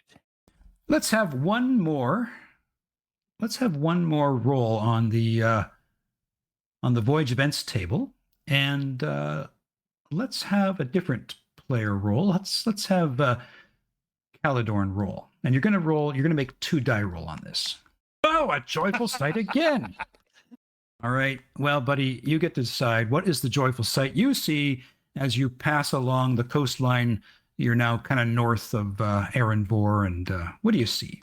A large number of dolphins frolicking. Ah, there we go. Who doesn't like dolphins? Well, we're not attacked, are we? No, this is a favored die roll, meaning you get to choose the better of the 2 results.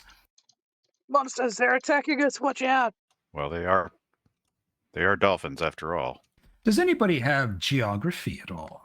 I do not. I have Guidon has cartography. naturalist. Ooh. Wait, you can make maps, but you can't tell where you're going. No, I have navigation land. Okay, well, geography defaults to IQ -6.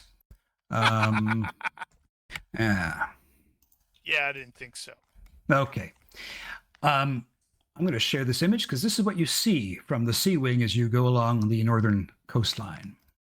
Harlinden is the southern half of Linden, green and fair, nestled between the western slopes of the Blue Mountains and the southern shores of the Gulf of Loon.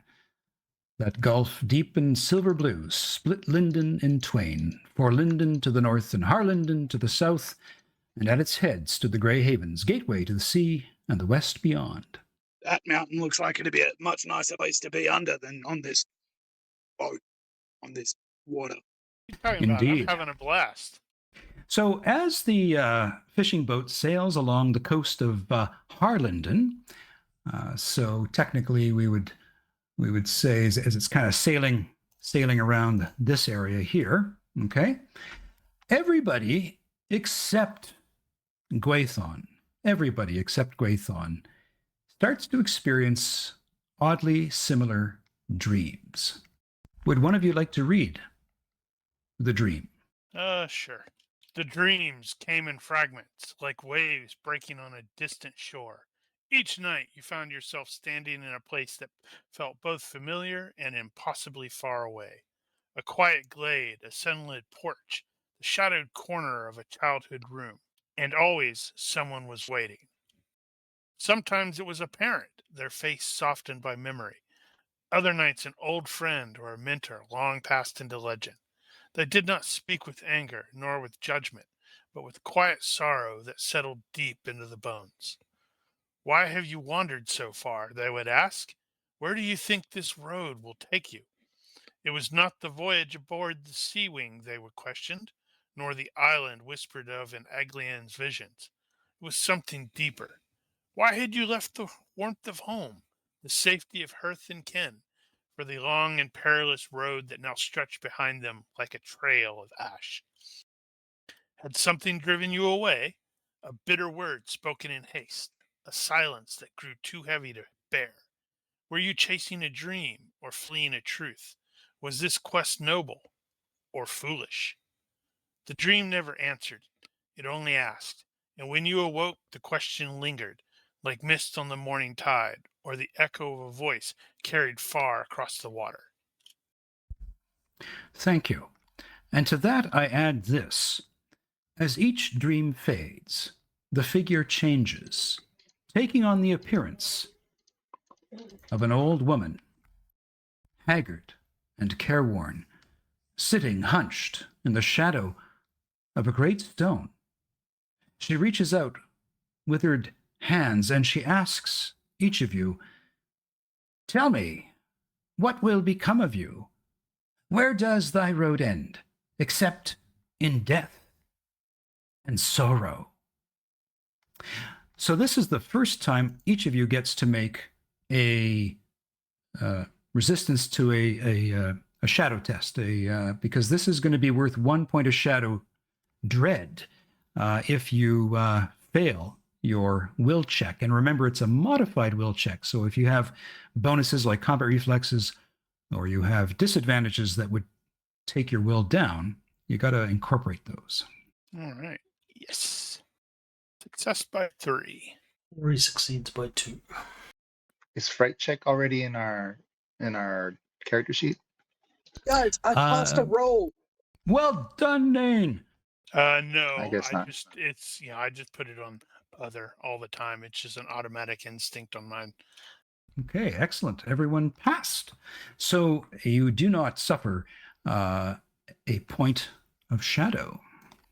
Okay, what do you say? And perhaps I would have Gwaithon just make a perception check in general, Gwaithon, just to see how these guys are sort of reacting in their sleep. And yeah, so you can tell that they're all having sort of troubling dreams. Would you, each of you who had the dream, like to describe your sort of, what do you do with that? Who wakes up first? Oh, it could be any one of them, but let's see here. Let's say it's Calidorn that wakes up first. Yeah, that's going to make sense. He has the light sleeper disadvantage, which I forgot about because I haven't looked at this character in ages. Your dreams trouble you, Dunedain. An old woman. Yes. I wonder if it is ascending. You know, Numenorians of ages past were able to send their thoughts, much like you elves. I haven't learned that trick yet. I am young. Yeah, that's true. I probably had forgotten about that. That Caladorn will probably look at him and say, "Yes, it is not often that I travel with an elf younger than me." Yeah, technically Gwydion is basically a late teen. In fact, it is entirely possible, now that I'm thinking about it, that Caladorn is one of the oldest people on the boat, or is the oldest person on the boat. How old is the old man, Egre? Egre, I'd probably put Egre actually in his 50s. He's had a rough life. And Caladorn is the oldest guy on the boat. Wait, depends on how old Nine is. Or Name. 124. Okay. Caladorn's the second oldest person on the boat. Yeah, we don't even want to think about how old Gwydion is. It's a kid. He's 60. Sure. Well, good heavens, he is. Well, not even an adult yet. Oh, he is an adult. Technically, they're adult at 50. So he's barely an adult. He's like Okay. one of those annoying tweens. Oh, gosh. Okay, who wakes up next, and do you want to say anything about your dream? Let's have Tolman. Oh, Lord. I don't know if he's really affected so much by dreams. If you don't want to say anything about it, that's fine. You can keep it to yourself. Yeah, I'm not really sure what to say about it. Okay. Nain, how about you? I shall build a kingdom under the greatest mountain, where moss and fungus cover every surface, where gold and mithril are abundant. So well, okay then. And there are no trees. Hori, what do you say about the dream, if anything? Hori, when he wakes, he'll say, "You all had the same dream. This does not bode well." And he'll be looking at Caladorn, and his stare will sort of sit on him, awkwardly long. Be of good cheer, Master Dwarf. We are riding to face the shadow, as all good people of the Middle-earth should do. Well, that's what troubles me. If we share the same dream, then the shadow knows that we are coming. Good. That'll save us the trouble of looking for it, Master Dwarf. I best make sure my axe is sharp. Always a good idea. Okay, so you carry on up the coastline, and you come to the Gulf of Loon. We have to pull up in a scenic shot and say the name. Ooh, pretty. The Gulf of Loon. This is the Grey Havens, isn't it? They are at the end of that gulf. Yeah. It is? Uh-huh. Oh, okay. Grey Havens. Okay. I was thinking of the wrong place. But there's something You're else you thinking of see. the other side? Mm-hmm. There's something else you see. Off in the west, as the day draws to an end. What's your reaction, Gwydion? Ooh. He'll definitely call that one out and said, "Pay attention to that. You may not see it again." Does anybody understand outside of Gwydion what that's about? I think Caladorn is going to understand it, but he's not as steeped in the lore as he should be. You down? A whole hell of a lot more of them do. No, Gwydion doesn't have to roll for this. This is a well-known reality for the elves, if he wishes to explain it. It's Valinor, isn't it? If they go to? Is that the name of the place? I believe that's right. That is correct, yeah. Yeah, so you see these gray sails on the western horizon, but they do not vanish. They continue into the sky like soaring gulls as the elves take the old straight road into the west. Is this something that is known to the dwarves? Oh, I definitely think it would be. At least generally, probably. Yeah, like There is everybody much knows about animosity, that. so they definitely keep tabs on each other. I don't think you might understand the concept of going into the West, but there's probably every chance that Gwython and Hori and Nain have heard about this remarkable thing of the ships going into the West, but not realizing that the road that is straight actually leaves the plane of the Earth.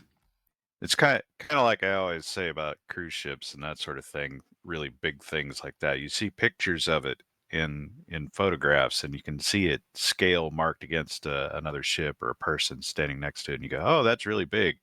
But when you actually see it physically, your eyes and your brain actually measures the thing, and now you really understand how big it is. So it's probably a bit like that, where you see them going off, and they're not following the curvature of the Earth. Your brain recognizes this is wrong. Yeah, Caledorn is just going to probably just be staring at it in absolute awe. So, what's your feelings, Gwython, as you see this? Ori will he'll ask, is that the fate of all your kind? Actually, is it? I think it is. It's I don't know if it's like a thing you have to do, or if it's a thing that just everybody does. I think it's a choice. It's a compulsion. Right. It's that sense of like, we want to yearn to go back, but we might have reasons to stay, and so that compulsion is there, but the choice is there too. The compulsion starts at some point and reaches like absolute critical at the end of the third age. Yeah. So if you go off of original the Lord of the Rings, Gwython should never have set foot on this boat, because now he has seen the ocean, and the longing is already going to start setting in. Well, it's probably worse now. Yeah. Yeah, so that's why it's super bad now. That's why I asked, how about your emotions? What are you feeling? His father was drunk on the day he was supposed to tell me about that. Don't go near the ocean. Yeah, so Gwython is just transfixed by the whole thing. He says, I think one day I will have to do this, but not today. Yeah, because if you remember in the books, for those of you who've actually read them, when they are in speaking with Galadriel, she warns Legolas that about this, and he actually does see the sea when they are traveling, and it starts kicking in. So you carry on north along the coastline of Forlinden, and this is what you see as you carry forward. The coastline is a landscape of steep, foreboding cliffs and crashing waves, and when the wind blows from the west, it threatens to drive the sea wing into the many hidden rocks and shoals, and Captain Ygre must fight the tiller and call every hand on board to the lines and sails. But the west wind is still better than the north wind, which carries with it the bite of ice.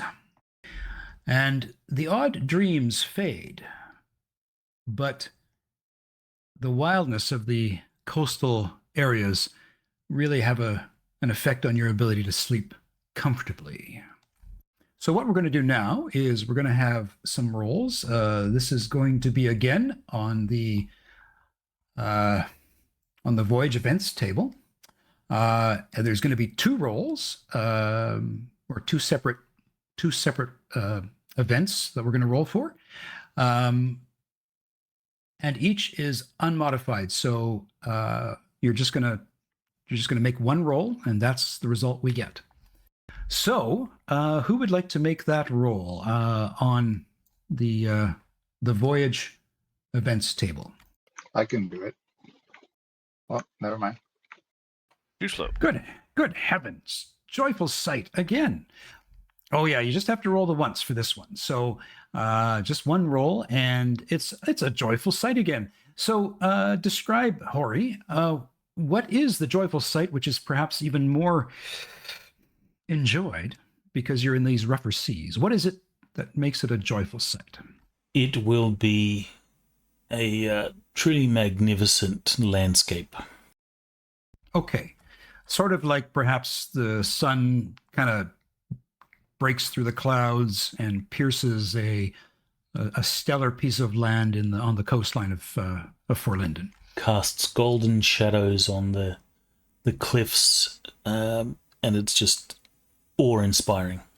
Okay, awesome. I'm not going to have anybody targeted to make a roll because we know what the result is. It's you know, restore a hope point, but that's moot. Okay, awesome. Okay, Tolman, would you roll from that voyage events table, because this will be the second event that we'll check for. Oops, no, let's try the voyage events table. Oh, sorry. Voyage events. My bad. 12. Wow, we are just, this is the best first ship ride you've ever had, you guys. Don't worry, things will be able to bring it back with his roll. Yeah, I was gonna say, it's like, if you want a bad event, just let me roll it. I'm doing so well today. That's right, there it is. Working down the line, we're getting to you. Just for the great part, too. Okay, so what's the joyful sight, Tolman? What does everybody see that just lifts their spirits? I was going to say dolphins, but Rigel already took that one. Neener. Orcas? Maybe, you know I got what? one ready to go. I got one. Bioluminescent seas. I'm guessing, I don't know, maybe I don't know a lot about the hobbits and all that, but I remember they like the smoke. So I'm thinking maybe he sees a bunch of clouds that reminds him of like two, his favorite Uncle Bilbo and him having a smoke together, and like the clouds are in the shape of them, smoking their pipes. Something Excellent. like that. So inspiring cloudscapes that bring you a memory of a time with your kith and kin. Had he actually brought up the fact that he's related to Bilbo? I think he just did. Was that outward voice? I don't think he did, but are you related to Bilbo? Yeah, I mean, I don't know how much it matters in the game or not, but he's like a second-ish cousin of, or Bilbo's like a cousin, but he's older, so he's more like an uncle. Well, if you brought him up here just then Gwython is definitely going to grill you about, Bilbo. You're going to have to arrange a meeting for me. I need to meet him one day. Yeah, I know Hori because I think Cassandra used to hang out with Hori. I can't remember if it was Caledorn as well, but he and Cassandra grew up together, hearing all of Bilbo's stories as he was writing his book, from his adventures, and that's kind of what got him inspired. So if you grew up with Cast, then you're going to know Caledorn because he has been sort of basically patrolling the outskirts of the Shire for many years. Yeah. So, yep. It would explain why perhaps he and Cassandra hung out so much and were equally inspired by Bilbo. So Caledorn, I think what we should do is have you perhaps make a series of health rolls because of your light sleeper disad. Yeah, how many though? That's where we run into the problem. So I think that, again, we're not really tracking time here. Do you want to just make... I was going to say maybe just roll a D6 or 2D6 and say, that's how much I'm down temporarily. Like a D6. Yeah, I was going to say, I just thought maybe just kind of a couple of rolls per leg of the trip, that sort of thing. So I'll go ahead and just roll a D6 and say he's lost that much because he's not accustomed to the noises and such like that. Okay, sounds good. Hey, good roll. All right. So I'm going to say that joyous sights. Exactly. The reality is that this actually has been a fairly remarkably good trip compared to what it could be. Must have got those loaded dice from the tavern keeper. Nice callback. All right. So you pass the coastline of Forlinden. It's imposing, and yet you have some very hopeful images as you cross the coast itself. Which brings us to the northern seas, to head west. And you can see Himling here. Now, before we go to this next leg, while the ship has kind of been going around the coastline of Forlinden, over the course of the last couple of days, you've all noticed that Ygre is scanning the coastline intently. He's looking for something. Well, again, I'm curious. I will ask him what he's looking for. So you've all become better acquainted with Ygre, and his rough exterior is simply hiding a very sorrowful heart. So he will say this to each of you at different times if you should ask him. And what he says is, "You want to know of my voyages? Well, listen well.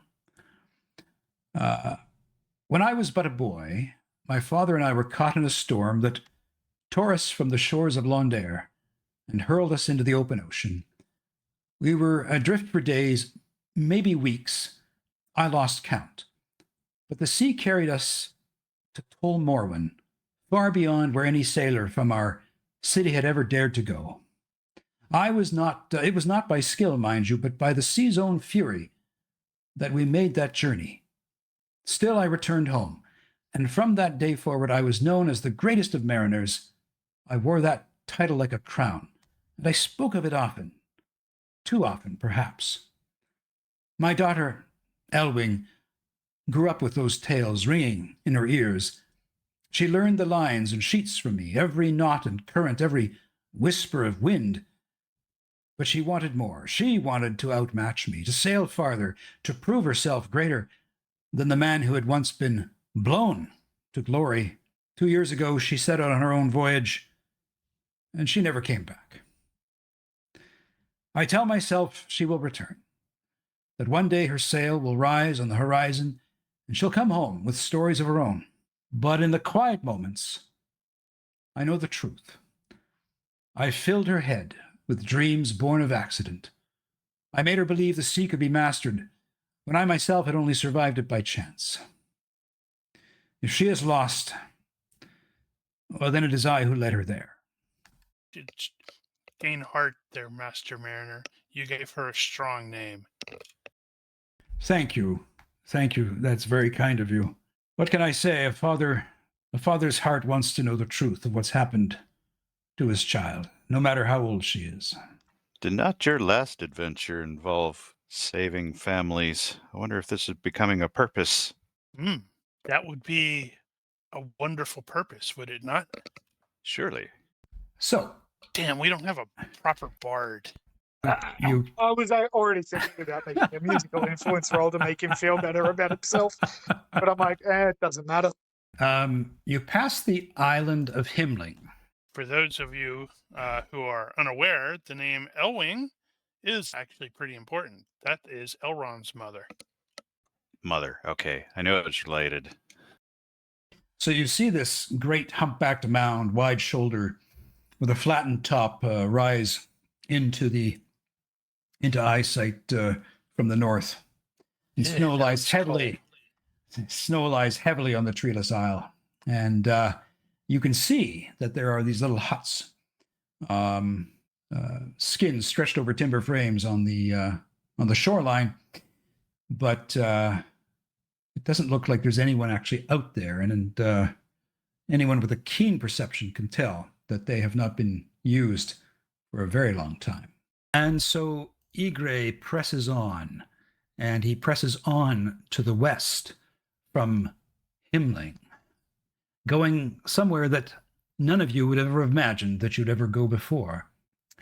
And as he presses on, the next in the chain is a dark island, thickly wooded in parts, with steep hills and shadowed vales, and it has an evil look to it. And from afar, you can see winged shapes circling the hills like tremendous bats. Mm-hmm. And that is the island that you pass along, that you see there in the image. You would think it would have more snow on it, considering the other image. You would think. So Tolfuin, Fuin, how do you say that? Fuin? Fuin? That's The- the ultimate destination? No, he continues that to was- sail along the coastline. Yeah, it's Tulmarwin is the one we were headed for. Does anybody want to try to make another history roll? Could be a history of Eriador, history at -2 for Eriador. I have area knowledge Eriador, but I don't have history. I just have history Dunedain. History dwarves, but probably not relevant this far away from anything. You want to try and default it? Sure. Like throw maybe another throw like maybe another -2 for like a -4. Yeah, that's what I was guessing. There you go. So well. Whoa, yeah, this is going to be tough. I've got an affected skill of 5 Can't be as terrible as me. and failed by 8. So Okay. that was worse. Okay. It's not a So go ahead. Go ahead. Somebody was going to say something? I think he was just going to say it's not a crit. No. Okay.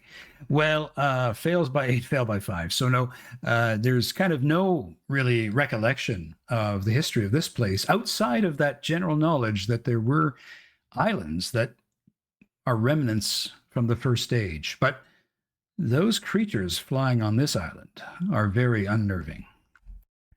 And then he turns to the south a bit, and you see this from the distance. That would be the one. Dun, dun, dun. Why did the weird, creepy islands just keep getting creepier? So you see this, and Ygre says, this is Tol Morwen. And as the Sea Wing approaches Tol Morwen, a sudden squall blows out of the northeast, and a chill wind falls and sweeps over the deck of the Sea Wing.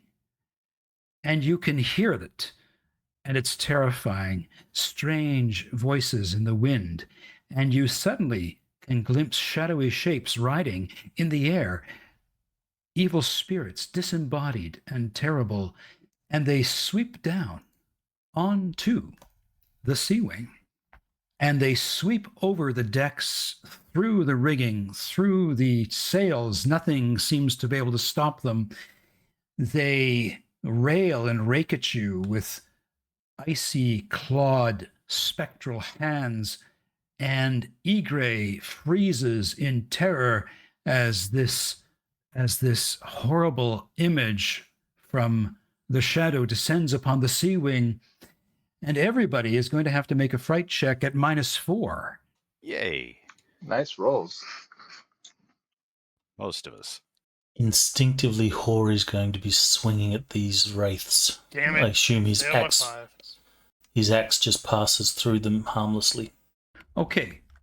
So, Nain, you succeed in your fear check. Caladorn, you fail by 5. Gwaithon succeeds by 1. Tolman fails by 4. Hori, you succeed by 2. Now, Nain, tell us about the phantom voices annoying. That's a pass on Phantom Voices because it's 6 or below. But they just be annoying, creepy voices echoing through his mind, reminding him that there's something just not quite right going on. Okay.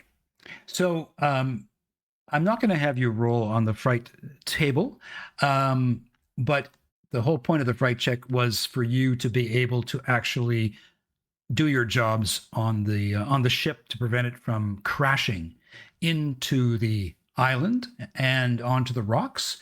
And so even though Ygre freezes, one of you, let's see, who succeeded the most? Nain.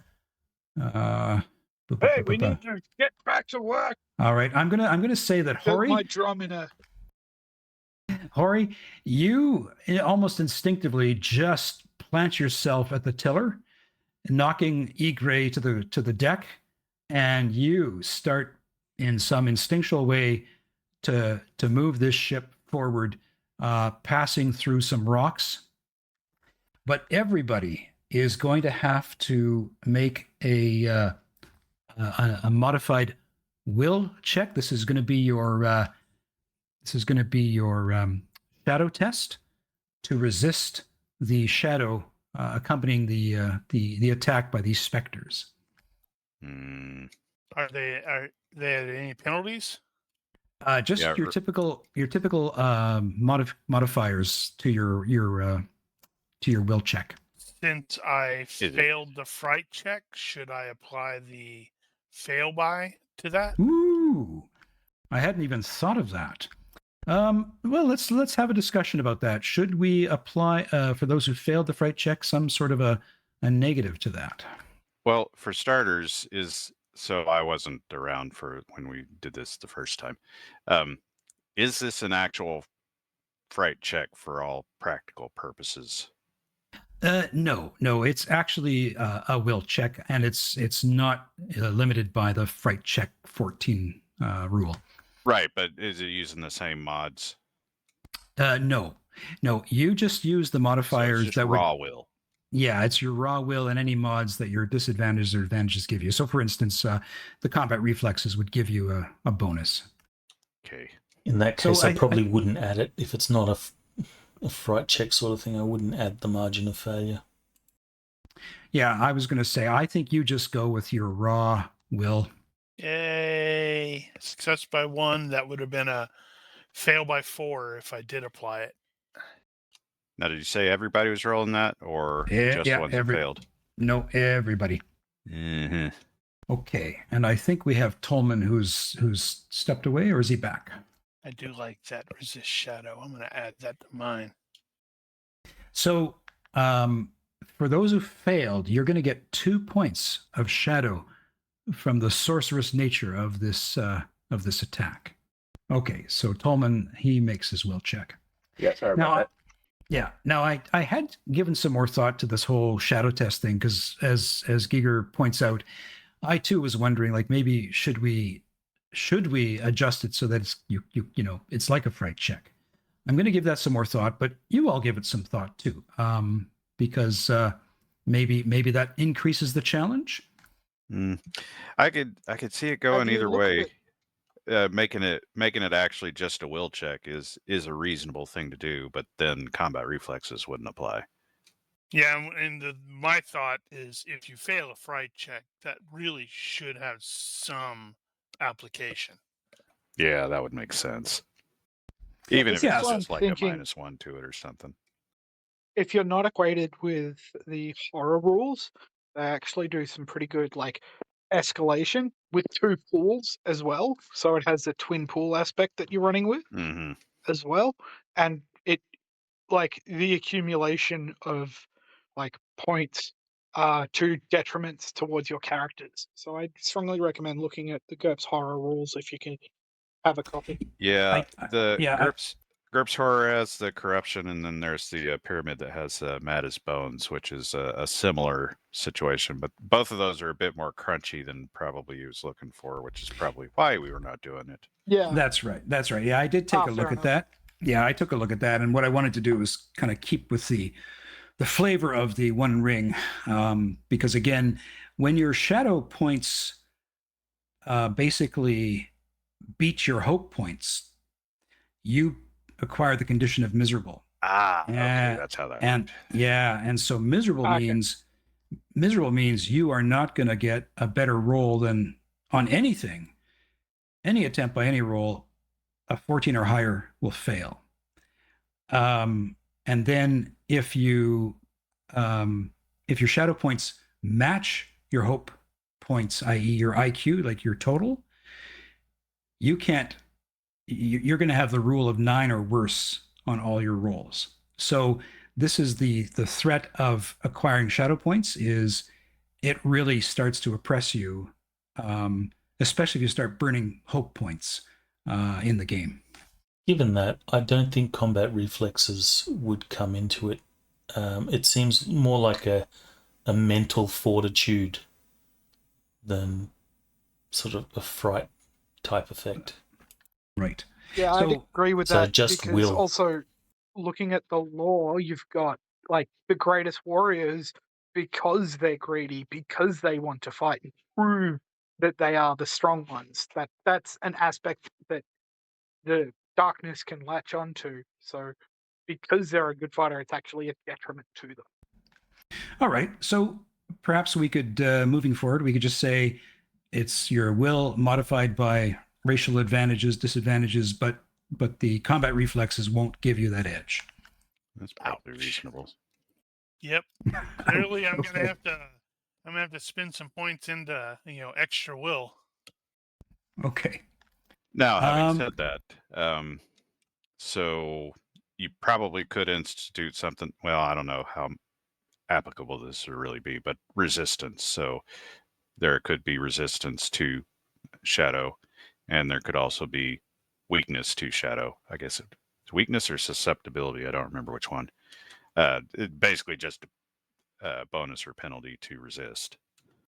Yeah, like You I would- think in the yeah, go ahead. Monkey. You'd model that as a bonus or penalty to your will, with the limitation, only Only for that for purpose. shadow. Yeah, Right. so dwarves would get a penalty then. I think again And men. the idea here is you're resisting with that raw ability. But yes, if you wanted to make it a little more susceptible or resistant, fine. But for now, we'll just say, yeah, we won't allow the fright or the combat reflexes to give you that edge. And you said that the long defeat that the elves were going to have, that was going to apply to taking shadow off, not the gaining of it in the first place. That's right. So basically, where others can take that sort of time at Yule to to get rid of all their shadow because they're just resting it with hearth and home, elves will I think only be able to reduce it by, what did I say? I think there's always going to be like a point that's lingering. Let me just check that out. Yeah, where did you write that actually? Was that on the boards? Well, it's here in. So elves suffer from a racial memory of the long defeat and can only remove a maximum of 1 point of shadow in that Yule period. So it really cripples them if they cannot resist the shadow. Okay. Is that ever or just one at a time? So I think sorry, you're saying, is that ever or just one? Yeah, is it they can only ever remove 1 point? Yeah, at that in that recovery phase.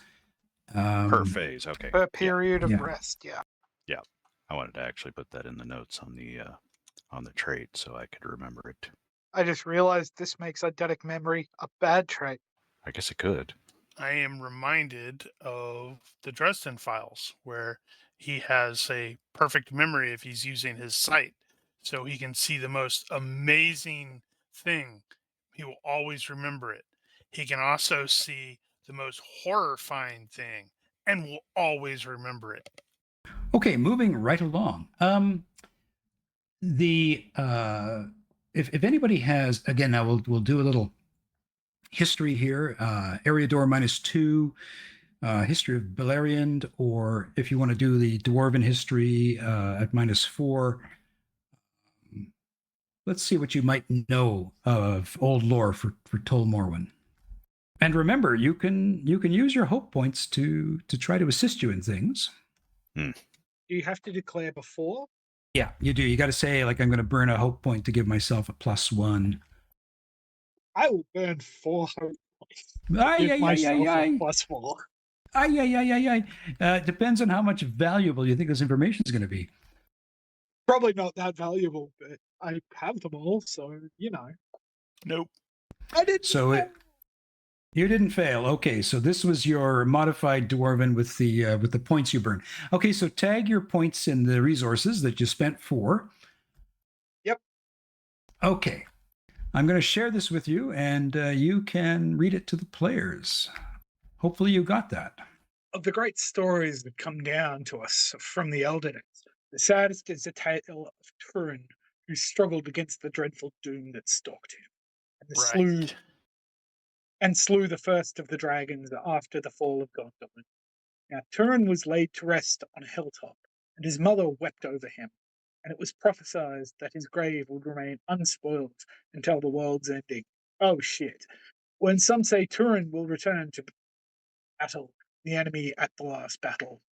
In time, the world changed, and all the difficult to pronounce Tolkien word, Beleriand ground beneath the waves. Beleriand.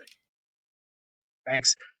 And saved Turin's grave and a few other places in the east. In time, the sailors of Numenor discovered the grave and raised there a tower to guard the isle. For Turin was a kingsman of the ancestors of the line of kings. The isle became a place of pilgrimage for the knights and heroes of Numenor, a place of oath swearing and the making of fellowships and covenants. And yet the world changed again. Numenor sank, and the isle was lost once more. But Turin still slumbers there, beneath the earth, until the world's ending. Guys, I think we have a problem. I knew I had recognized Tolmorin from somewhere, but I couldn't remember where. So all the dead spirits flying around weren't a problem enough? Turin, son of Hurin.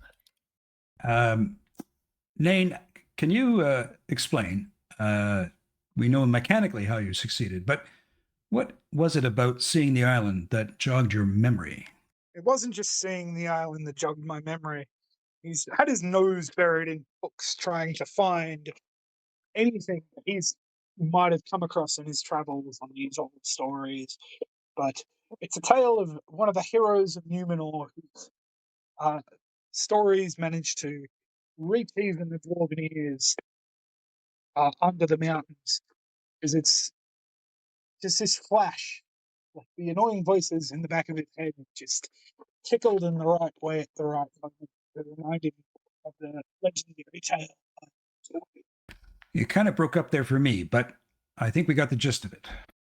Nain went a little loopy and remembered things. Okay. So I'm going to, because you spent the hope points and it cost you 4, and you succeeded, and you've been pouring through your books because, well, Grog brings them and he's your ally, and so you've got your portable library with you. I'm going to see if I can find a little bit of information for you about Tyrannus, because perhaps you found something in your books that will help you. Does that sound fair? Oh, whatever's fine. I just wanted to pass a roll for a change this game. All right. Okay. Here we So go. I'm the law master and I failed all the law rolls. Let me see if I can find something for you, my friend. I did specifically ask you if there's any more books I should get. Yeah, wait till we get into combat and I miss. That's my job. Okay, did you get that little bit? Durandus was a knight of the Arthedain? In the Arthedain, good waning job. days. Yay! You'll Of get the there. Northern Kingdoms during the wars against Angmar. She was in service of King Arvel, whose grandson was Avendui, was the last ruler of the North Kingdom. And this. Once there was a king who lived in a golden palace by a lake. Many knights served him. And the greatest of these knights was Paradis. Elven fair, she was maiden of polished steel. With her companions, she went on errantry across the lands, fighting trolls and dragons and such things. Then the king's Agmar arose, and all the lands fell into shadow. In those days, Tyrannus was like a blazing beacon all along the hills. Wherever the day was darkest and the fog thickest, she was there. Her star fell in the north. The stories say, but I've heard that she'll come back when she's needed. And Caledorn, that is going to trigger in your mind a very, very ancient memory, probably something your grandmother may have told you about this heroine of the old kingdoms, Tyrannus. So do you share that with everybody, Nain? Yes. Whether they want it or not. Bosworth, he's going to just say it out loud, very loudly. You know what I forgot to do? I forgot to have the 2 events rolled for the Northern Seas to Tol Morwen. Oh, aren't That's you glad my I turn, remembered? isn't it? It is. yeah. You lucky guy. Hang on, I'm going to drop that voyage events table for you here. User disconnected from your channel. Who do we lose? Rigel. Let's just wait out till he joins us again. I'm going to grab a cup of, or a bottle of water. Hang on. Aw, wasn't that terrible? Okay, I'm back. So you rolled twice. That's the way to do it. And you're going to take the worst of those rolls. And so it's going to be becalmed. And so we are going to have you roll on the target table to see which sailor has to make a skill check. So if you could make one more roll on that table I just dropped there, Nain. It's sick. Okay, it looks like it's Hori, because Hori was going to be the Marine, if I'm not mistaken. No, he was the deckhand. He was jealous that Caledorn was the Marine. Caledorn. Caledorn was the Marine. Thank you. Is Rigel back with us? No, you're not in TeamSpeak. Okay. You're going to make me roll it now, aren't you? No. Who hasn't rolled for a voyage events table yet? User joined your channel. Okay, Hey, I'm he's back. back. Fucking welcome Windows back. 11 is pissing me off. Just randomly stops, working for the sound. I got to, you said it triggered a memory of Tyrannus, and then it cut out right at that point. Okay, just to catch you up.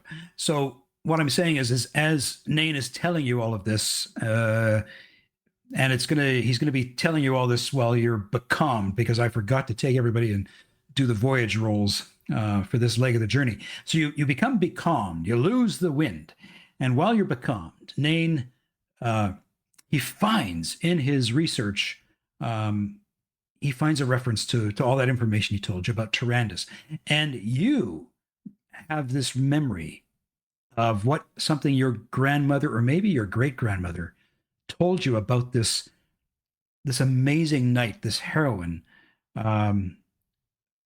You knew you'd heard that name Tyrannus before. This is what seals it for you, is that, it's like she was this amazing knight of the realm, and you believe it was like Arnor. Okay.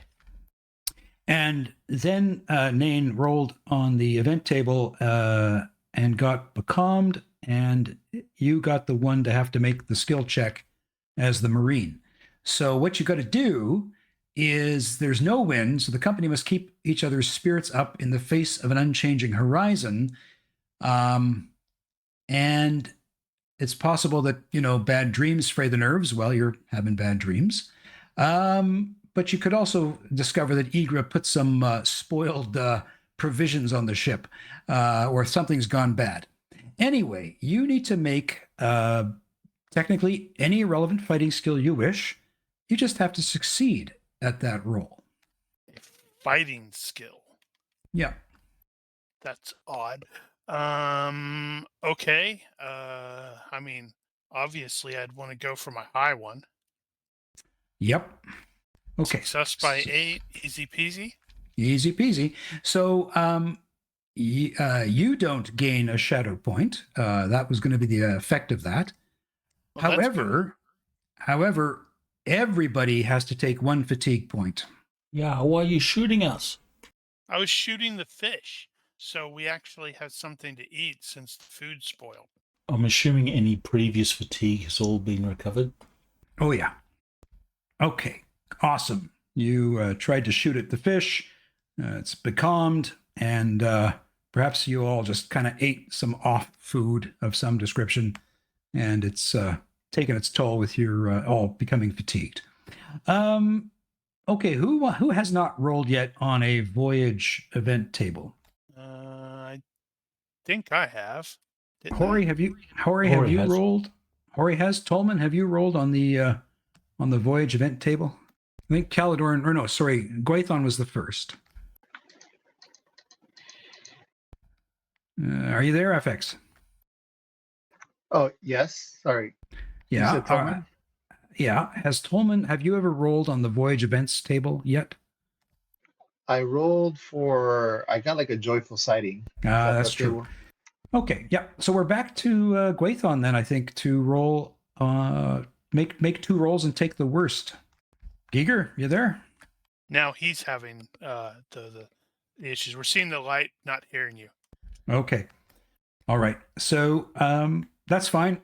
I'll seal your doom. I'll roll it. Oh, there we go. There we go. Bad weather is worse than becalmed, I believe. Yes, indeed. Okay, so you suddenly hit a storm before you hit the squall, if you will. Bad weather. Okay, so Wait, a storm. I thought we took the better of the two. No. This is ill-favored on this trip into these. Okay. Yeah. So a storm, foul winds, a maelstrom, grinding ice, the northern sea. So now you get to roll as to who has to make a skill check. So roll on the event target table, please. Oh, it's Caledorn's. You lucky fella. Okay.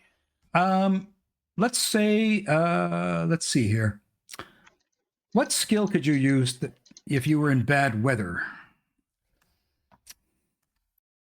Survival? Yeah, but I only have it in plains Leadership? and woodlands. Mm. Woohoo! I have a 10 leadership. I mean, it does say you can use your fighting skill because you are the Marine. Hoorah! Could it perhaps be like maybe some ice forms up on like the mast and comes crashing down? Sure, I'll use the broadsword instead of the bow to reflect that. Okay. Success by 8. Excellent. Yeah, because if the roll had failed, everyone was going to have to make an active defense roll or take some damage. Falling ice. Let's see here. Okay. Awesome. Well done. Okay, so now we'll just move forward. The attack from the spirits happens. Hori grabs the tiller and rams the Sea Wing into the shallows of the island of Tol Morwen. Hey, real quick before we move on, and I haven't got the chance to look it up here, but we took a fatigue point for bad food.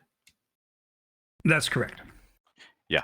So just because I actually have it, I'm gonna try to use body control and purge myself of that. Why? And I almost succeeded. Okay. How do you purge it? That's I'm asking seriously. It's technically poison, so he's flushing the poison out of his system. Don't ask how that works. So We're not. Okay. he didn't quite get there. I'm going to share what you see as you come crashing into Tol Morwen, because no sooner do you sort of crash than you sort of like the sky's clear. It's still overcast, but it's not like it was in that hellish image. Hopefully I've obscured the map correctly. Are you seeing the entire thing Nope. or just part of it? It is Just masked. part of it. Okay. All the scary bits are hidden. Oh, excellent. So Well, it you kind of can makes it scary. you can see the you see where the ship has landed here, Yep. Ah. Zoom in. and right next to it is an encampment. There are tents. And With smoke. with smoke. So there's people here. And as the ship comes to a stop and Hori, Hori, describe how you feel after you've managed to actually steer this damn thing. He feels a sense of relief because steering ships and stuff like that is not his thing. And he certainly Probably can't made a swim. right mess of it too. He can't swim. So he's glad that we actually made it to land. And he will hurriedly disembark. Okay. So you bring it into sort of the almost like a natural harbor down here, and you see these tents. They've been erected. Obviously, the people that erected them know what they're doing, but you've heard of the snowmen of Foreshell, and this is a tribe of the Lossoth people, and so they all come out and sort of look at you, but I wouldn't say that they're looking at you with immediate hostility. There's just that sense of like they've got their spears, they've got bows, but they're not pointing them at you because obviously you're a fishing vessel. But Igre, who turns to Hori and says, thank you, good dwarf, for grabbing the tiller when you did. I don't know, I was terrified by what happened, but thank you for saving the Sea Wing. When he sees the Lossoth, he just says, I'm going to stay on the ship. I don't really feel like I need to go on shore. I need to do an inspection of the ship and make sure it's fine. What do you do? Or I will say, well, I'll be glad to feel some solid ground under my feet after this voyage. Yes. Stepping foot on the earth again, even if it's not under the mountain, will be preferable to this voyage. So this is Tall Marwin. Were we expecting people here? And did the shipmaster say that he knew what these people were? Yeah, he called them snowmen, but they're he says they're a tribe of the Lossoth people from Foreshell, far to the north. Should we be concerned? Are they dangerous? I'm suspicious of them. I don't know their kind well, but they're people of the land. I just really will stay on the ship myself. And as they gather around and they're pointing, and you're getting a bit of a closer look. It looks like they've been here for a while. They're looking kind of gaunt and hollow-eyed. Let's hope they are welcoming to visitors. Jump off the boat and say greetings. Yeah. Might go on in. Hor is actually going to grab some of the spare supplies if we have plenty. Although we have a whole lot to trade. Yeah, because it went sour. Remember? Mm-hmm. Or Yeah. some of it went sour. Greetings. I am Caladorn. This is Gwaithon, Hori, and Niall, and Nain, and Tolman. And I don't remember what the other dude's name was. Igre? Well, he Igre's stayed on staying on the boat. ship. Yeah, he's staying on the ship. He's not going to leave the ship. So this fellow looks at you and smiles, and then instantly stops smiling. It's apparent that he's not accustomed to smiling, just perhaps not his manner. He says, "I am Jagat of the Lossoth." He says, I'm a little mystified to see you. May I ask how you arrived here? In the boat? Or more generally. I We come mean, from the south. you come from the south. May I ask where? Yes, as I feverishly look at my stuff. Lundair, actually. He squints a little bit, knots his eyebrow. Londair. Break out our map, and the camera will get above us, and we can point to we left here, and now we're all the way up here. You are from where the elves are to the south? Mm, Some of the elves. The I elves who are suppose leaving. that's generally true. The elves who are leaving. It is good to see you.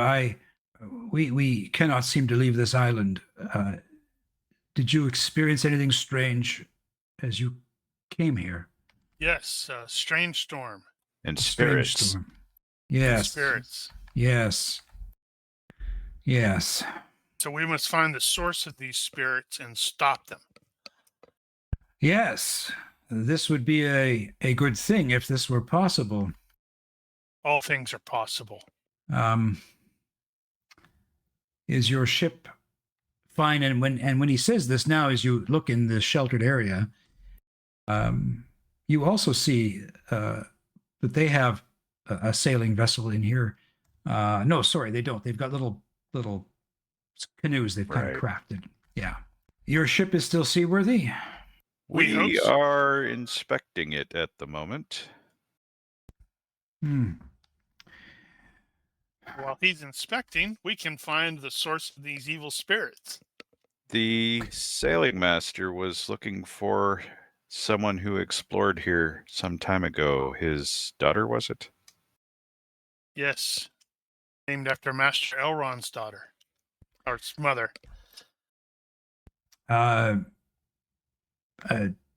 What was her name? Elwing. At this, he frowns. Elwing. Why Yes. are you frowning? Yes, Elwing. I know her. Please come, sit. Are you hungry? We have fresh fish. I believe I would enjoy some fresh fish. So he invites you to come over to one of the tents, and there's a fire going on in the middle, and they're roasting some fish, and he invites you to sit down on some roughly hewn benches made from logs. And Elwing, yes, she came by boat all the way to our shores. She stayed with us for some time, and she told stories that her father told her long ago about an island he saw. We heard these stories, and we knew the place. It was this place, this island, the one where we hunt the sea beasts. And we went with her. We sailed together. Unfortunately, we were attacked by these spirits as well. They overwhelmed our ship. It is crashed further up the coastline, nearer to the fortress. You said that you can't leave. Have you tried? We have. Every time we try to sail off these shores, even with our little vessels here, they come out and attack us and would force us back. The shore here is safe, but inland it is not. What's inland? Inland, there are spirits of long dead men in the forest. The stories say, do not go into those woods. There is also a ghost of an old woman on this island. A ghost. Yes. Does she look like me? And, it's like, he's going to gesture to the dark hair and gray eyes. I do not know. I have never seen the ghost. I do not explore the island. As the stories of my elders have told me, this is not a place to explore, merely to shelter before sailing on. Please tell me that you people had enough sense to write down these stories. He looks at Nain and just is kind of fascinated by Nain's outfit. After we came here, Elwing, she changed. Something strange came over her. She went up into the forest. We told her not to leave. It's not safe, not wise to go. And then the ghosts, they came soon after. I don't say that the young woman brought the ghosts, but maybe she did. I don't know. She left and the ghosts came. Something happened, and we have not seen her since. Well, we'll put that on the list of things that we're going to have to do as well. And I'm also thinking we're going to need to make sure to let Egre know so he doesn't overreact. And I'm going to look at We can tell him on Gwython. the way because he's more likely to overreact if we tell him something like this. Well, if he stays at the boat, he's also kind of an old and busted dude. But I am also thinking Caledorn's probably going to look at Gwython and go, Perhaps you were onto something. It does seem like reuniting family is turning Hmm. into our calling. Good news, stranded people. It seems the fates have brought us to rescue you. Give us a bit to sort this out. You do hear and overhear people, saying, "Well, let us take the second boat. Let's sail home." Um, and then another one says, "All boats are bad luck, and bring ill fortune to those who sail in them." Someone says, "We ruined our luck by sailing an Elwyn's ship. Take the second boat; it would only make things worse." And then someone from the back in the tent says, "The old stories say it is the Witch King who controls the winds and holds the fealty of ghosts. We must win his favor if we are to survive. He has been dead for centuries. Remember, our ancestors knew spells and offerings that pleased him. Perhaps we need to do something like that." Well, doesn't sound like it's going to end well. Let's see what we can see before you start to resorting to spells and witch kings and that sort of thing. If we don't come back, you can do as you like. You are free to explore the island. Of course, it is not my island, but my people are not leaving. This harbor is safe for us. Would it be possible to scavenge from your broken boat should we need the supplies? And he points to the timbers under your butt and to the firewood and says, "Yeah, we've already started." Very well. He says, "If you climb about sort of in this direction," I'm just drawing this on the picture, you'll find the remains of the woman's boat. Oh, indeed. What about the other direction? Should you climb over this direction, this will take you into the forest that we do not go into. And then looking up this way, that is almost a sheer climb up. Looking at survival, or looking at the mountains and drawing on his experience in the mountains, which paths look safest or easiestly traversed? Spit your words out. Is it too early for words? It's the coffee is wearing off. Which path looks most easy to navigate? Yeah. Easier. So kind of around this way, that looks like there is a almost natural path going around this way, but this way, no, not so much. Okay. Well, So we should probably go west. go west. We can at least identify the other boat and let Agra know that his daughter's boat and what condition it's in. From these dudes, I don't remember what you called them. Where was she lost? So she went over. I'll just use the pinger. She went over like this to go into the forest beyond. We should follow that route. I agree. Well, the danger is most likely there. And you do notice something up here. It looks like some sort of a large cairn. And he said that there's a fortress further over to the west. And this is a sheer climb. So Hori's correct. This is a more navigable way around. Let's go to this western scary bit. Do we need to clear that map first? Could take borrow some canoes, but no, definitely staying on land is a better plan. For some reason, walking the other way, I'm blocked. Yeah, going west is probably fine for now. And we'll definitely need to let Egre know that Elwing is quite possibly on this island, and we're going to look for her. Actually, what is the scale here? Yeah, Yeah, I seem to I'm remember from the gonna previous one, guess there is that- no actual scale. No, there is a scale. I have tried my best to scale it. So what you're seeing is what I kind of eyeballed it. Okay, so you're thinking this is actual scale-ish Oh, as this far is as the size of the island in general. yeah, because I was looking at the description of the fortress, which you can't see yet, but based on that, I kind of just eyeballed the rest of it. Okay. So this is not a very big island. No, it's not.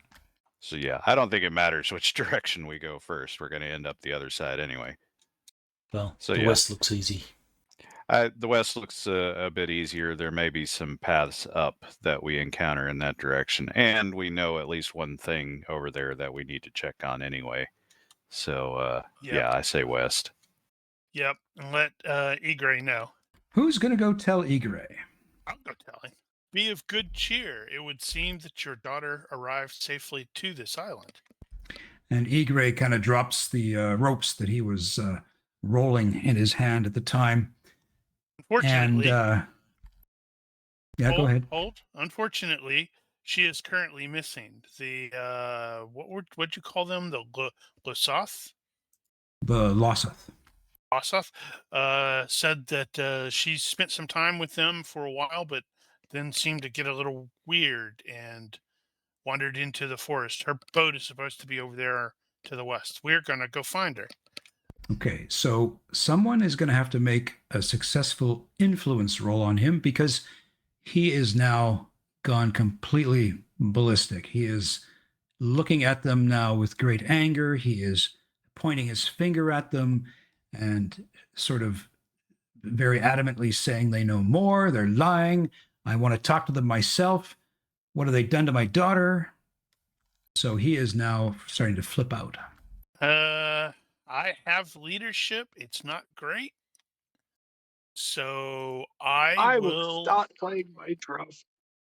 I will also burn some of the hope score, I guess, to improve my leadership check here. Now, what does the Well- leadership, what does it do? That's being a leader. It's like, stop it. Hold, think, listen. What does the drums do? Nine. Name this plays is- a calming melody through his drum, meant to soothe his anger and make him feel less weary and more content. With the Still news. your anger before I slap you. Hori can step up there and do that while the Oh, that guy's was the feeling wrong skill. comfortable. Hang on. Yeah, those seem counterproductive toward each other. Yeah, still Okay. your anger before I slap you. We shall investigate the disappearance of your daughter, but do not do anything to turn these people against us.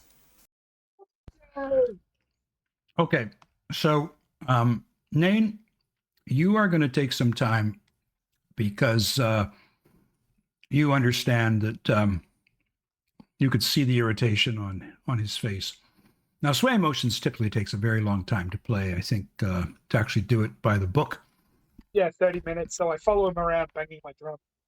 Yeah. So perhaps you started to just drum on the deck, and you begin to weave something of your talents and your craft, hoping that this will bring him over. Dragging the axe head down the side of my drum, making it sound like the ocean washing. That the sounds that I heard as the ocean and the breeze moves back and forth in the swaying motion, with the occasional rhythmic taps. Okay. Let's see here. You win a quick contest. Ooh, fun times. So you made your roll by 8. I can do things, guys. And you handily beat him. Why are you So doing what- that? We don't need to beat him. So what's the emotion you instill in him? Calmness. Is that an emotion? Contentment that he knows he's a step closer, and Ooh, that that's a good way something- to put it. Okay. So even though Hori did a bloody good job of trying to intimidate him. He wasn't so much won over by Hori's intimidation as the melody of that drumming. Perhaps you were singing, I don't know. But he does calm down. And he says, "You're right. Hori, you're right. You are absolutely right. This is not the time for wrath. Thank you, good dwarf." Not giving any recognition to Nate. He knows what he did. It's fine. If we must turn to wrath, trust me, I will be there at the front. But for now, we must calm. Whoever just sneezed in the background, that was incredibly cute. It's a bird. A bird. Your bird sneezing in the background sounded cute.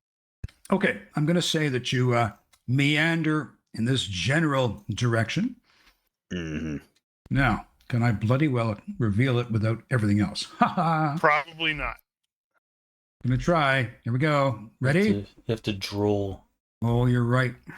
Hey, finally stuff that I'm actually decent at. Tracking and hiking and wood stuff. Well, maybe not so much wood stuff. Did it work? Yes. There's a boat. Apparently it did. It's all gone.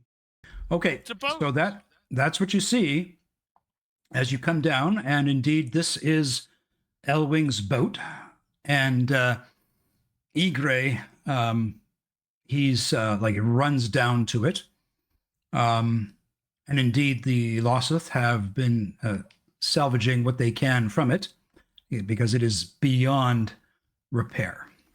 One step closer, Ygre. I told you to be of good cheer. You can see him fighting again this rising thought that they've done something, that they're at fault, but he's remaining calm. What would you like to do taking a look around this area? What looks to be the easiest way to go, because when I zoom in, it does look like there's like it's almost a path going up. Ish. So pathish kind of that away. Okay, Mhm. then we will continue that way, I guess.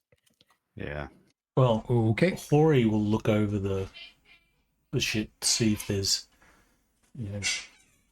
any foul play. No, but Any there's a parrot. corpses and stuff. No, but there's a parrot on that ship. It's a snow parrot. So you don't see any foul play, Hori. In fact, Ygre just simply looks at it and says, "Oh, whatever attacked us, attacked this, and this is just a very typical ship run aground in bad weather." See, Mm. good news. Perhaps she kept logs or something. Maybe we could see if there's anything left behind.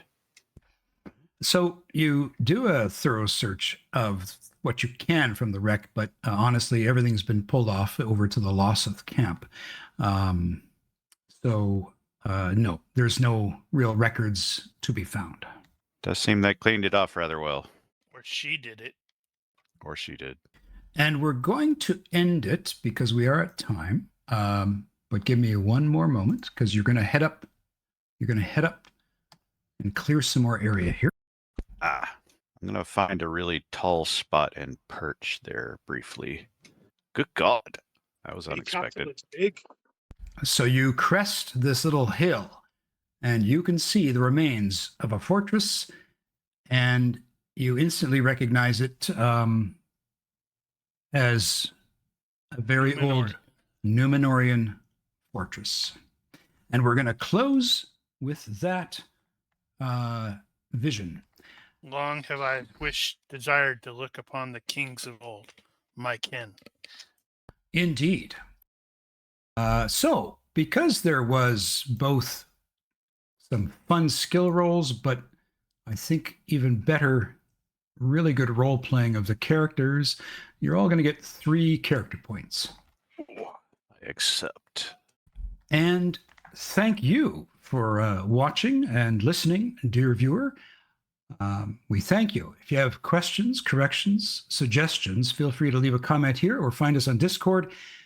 Please consider liking and subscribing to our YouTube and Twitch channels. And thank you, most of all, for watching. Olympus out. Bye bye. Bye. Bye. Namarie.